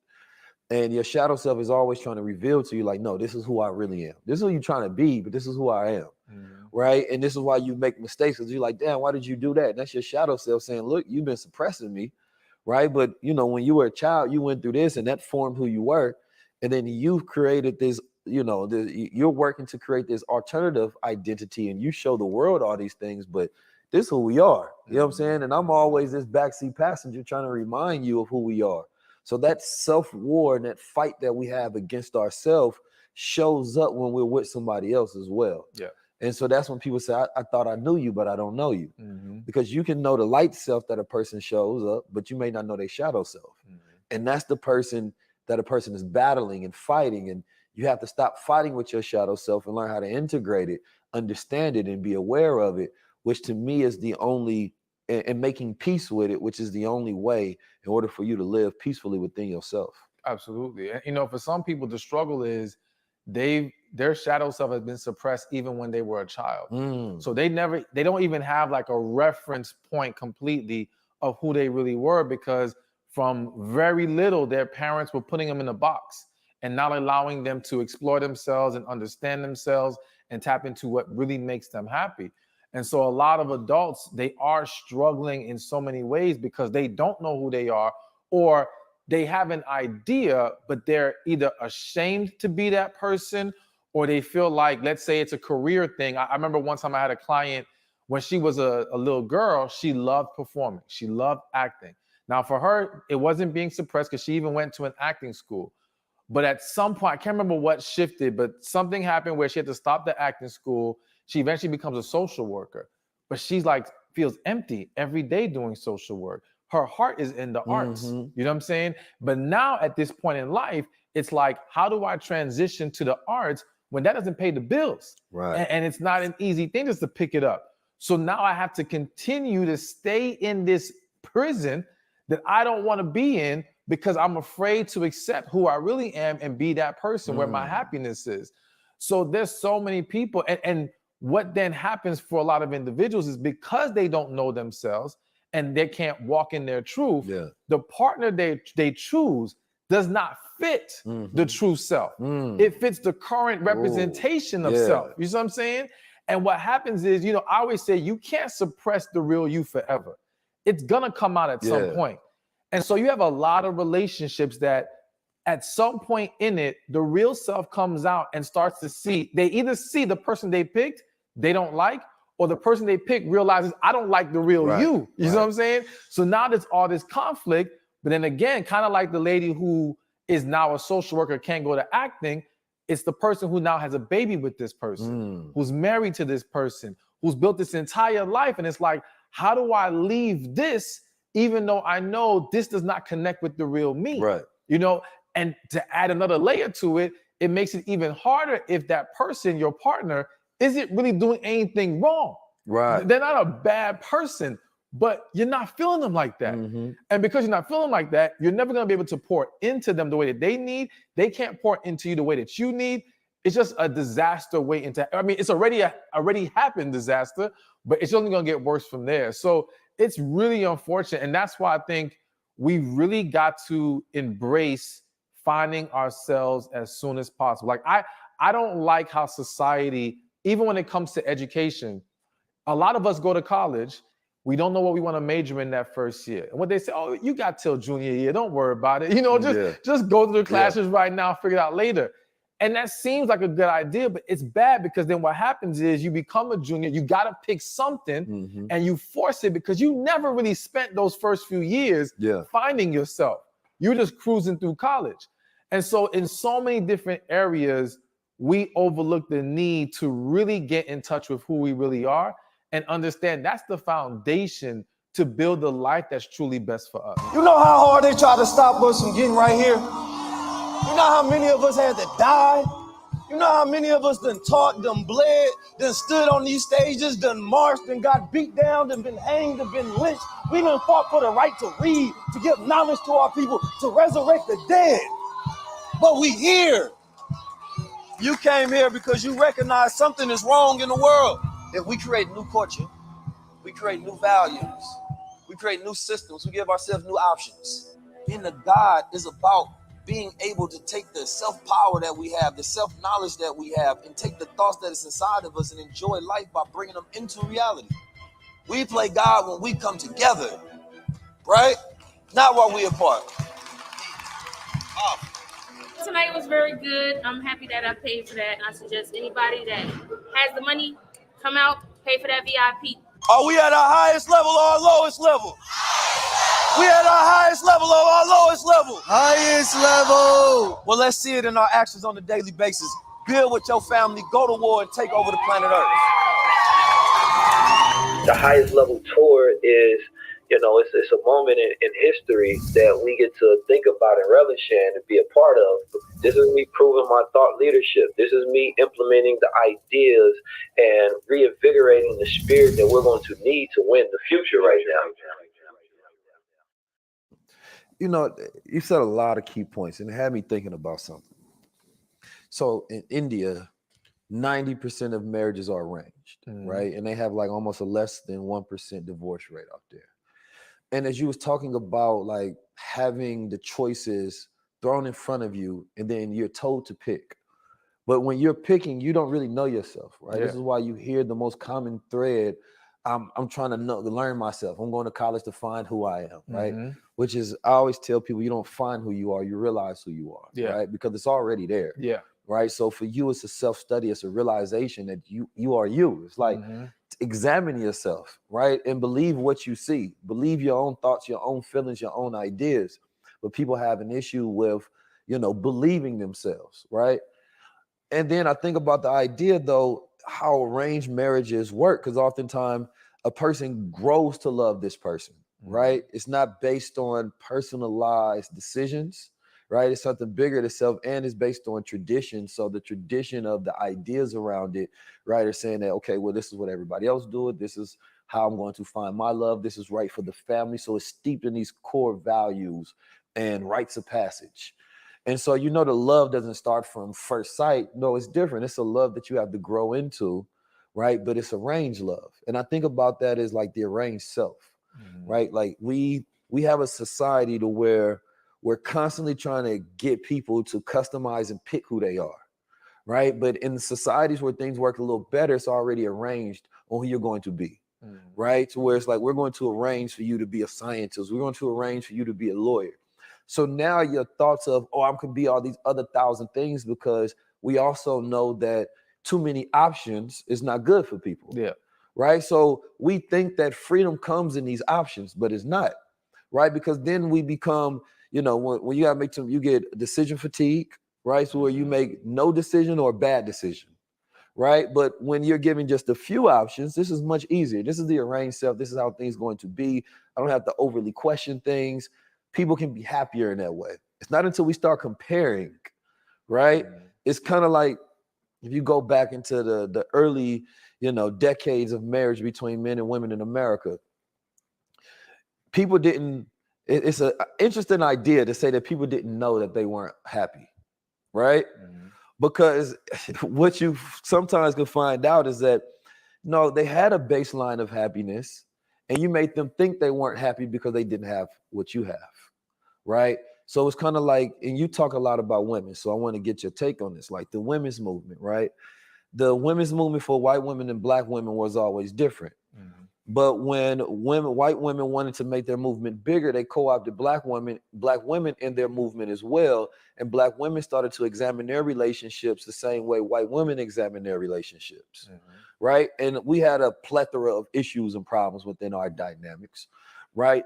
But it wasn't the same that white men and women had, right, in their relationships.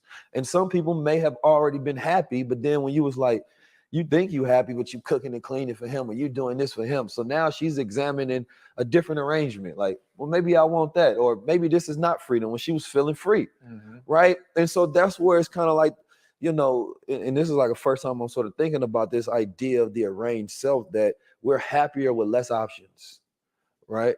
Like, so in today's time, right? And I would love your thoughts on that, and just a roundabout of thoughts that I just kind of thrown at you, like the arranged self, arranged marriage, like, and just that idea, will we be happier in marriages, if we weren't trying to be as progressive in society?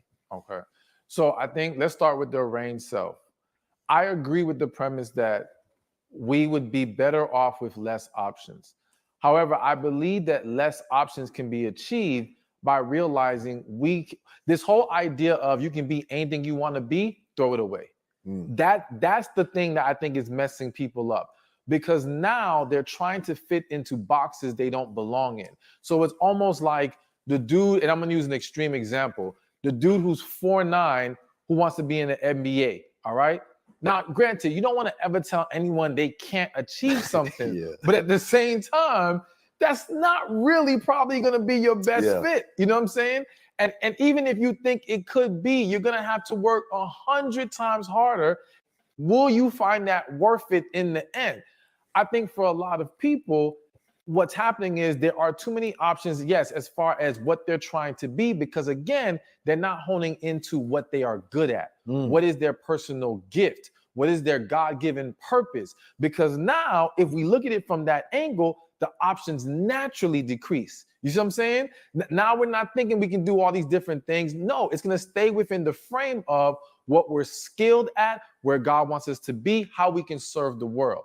So I do think that would be beneficial. Now, when we talk about arranged marriages, see, I always have pushback on arranged marriages, because to me, though we have to understand that when people frame them as more successful, they're basing longevity on that success. And I always say longevity does not equate to success, because you have to look at the quality of the relationship and what it produces. Now, someone could correct me if I'm wrong, but if you were to study the children of arranged marriages, because to me, to really understand the quality of the household, you must examine the child. All right?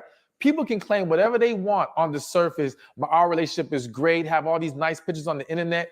Look at the child and what the child's going through.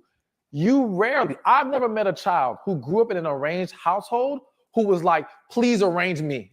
Like, please set me up too. Because what happens is they grow up seeing a relationship that does not have love in it. It's more so just an acceptance of the dynamic, the culture that we're in.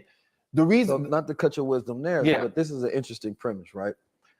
So it's the idea of Western romantic love, and then it's the dutiful love, right? To where it's like your mother loves your husband because they maintain their duties towards each other, versus we don't see the Western sensationalized love, so we don't think that that's love still. Yeah. So I think, because to me, I'll be honest with you, I struggle to see it as love as well, because to me, it's more so born out of an attachment out of the arrangement. Mm. All right. So even when they're saying, okay, we're fulfilling our duty, what's really being fulfilled in the duty is making sure the kids are okay. So they are fulfilling the duty of parenting when there's arranged marriage. But most of those couples are still having a huge disconnect as far as fulfilling each other. So the duty of making husband and wife truly happy is usually not completely there in the arranged marriage either. You see what I'm saying? So to me, it's like, I remember there's a culture, I don't want to call them out, but there's a culture I've seen where I want to say the majority of them were brought up in arranged marriages. And I went to some event, they were all there. And when I was looking at the women, they looked like they lost their spirit. They seemed so depressed, so run down. These are beautiful women, but their energy was gone.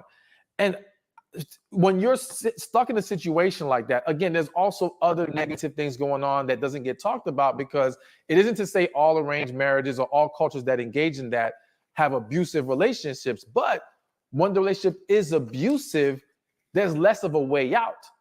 Because again, in that culture of arranged marriage, divorce is shamed, is looked down upon.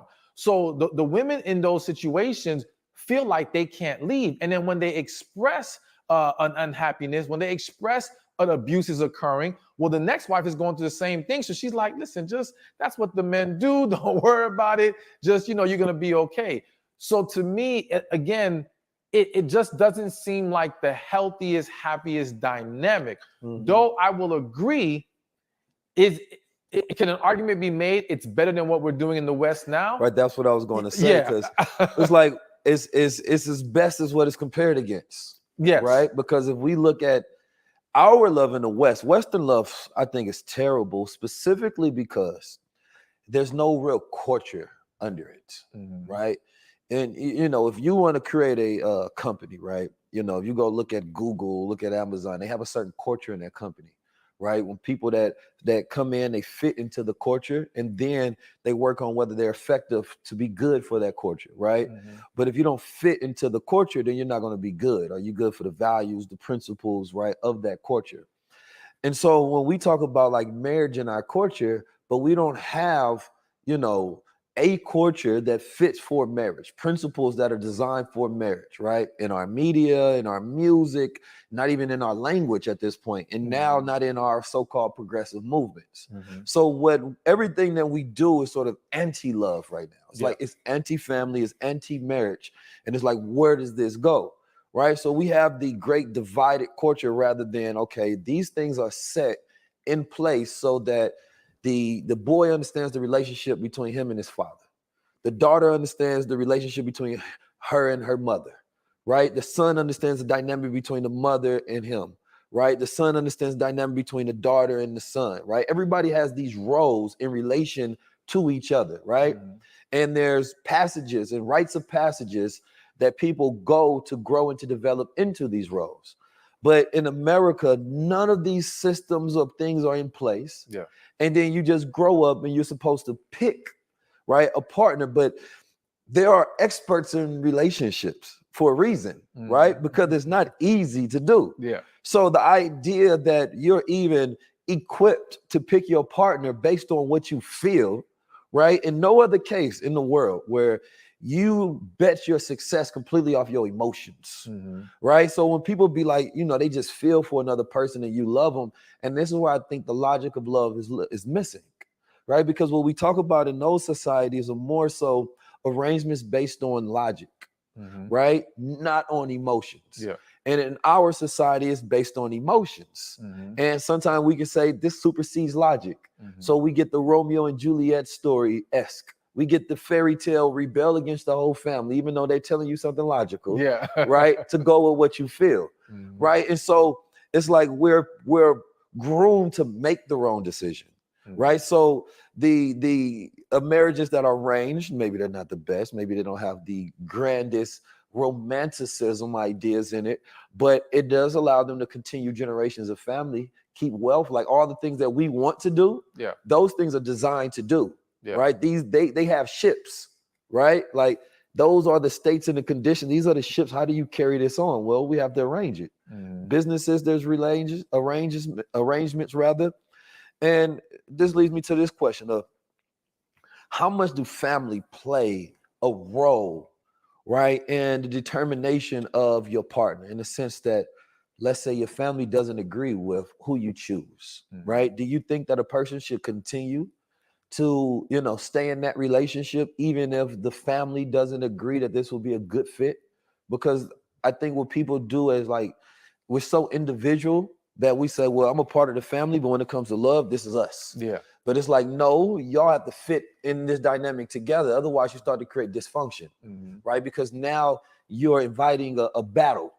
You know what I'm saying? It's like, no, the husband don't like the brother, or the stepmother now becomes like the evil, right, idea in culture. Like, it's your stepmom. And it's like we set ourselves up for failure. Yeah. So what is a healthy way that family can have input in a relationship? What's a healthy way that you can even bring relationships towards family? And like, what percentage of that even matters to family input?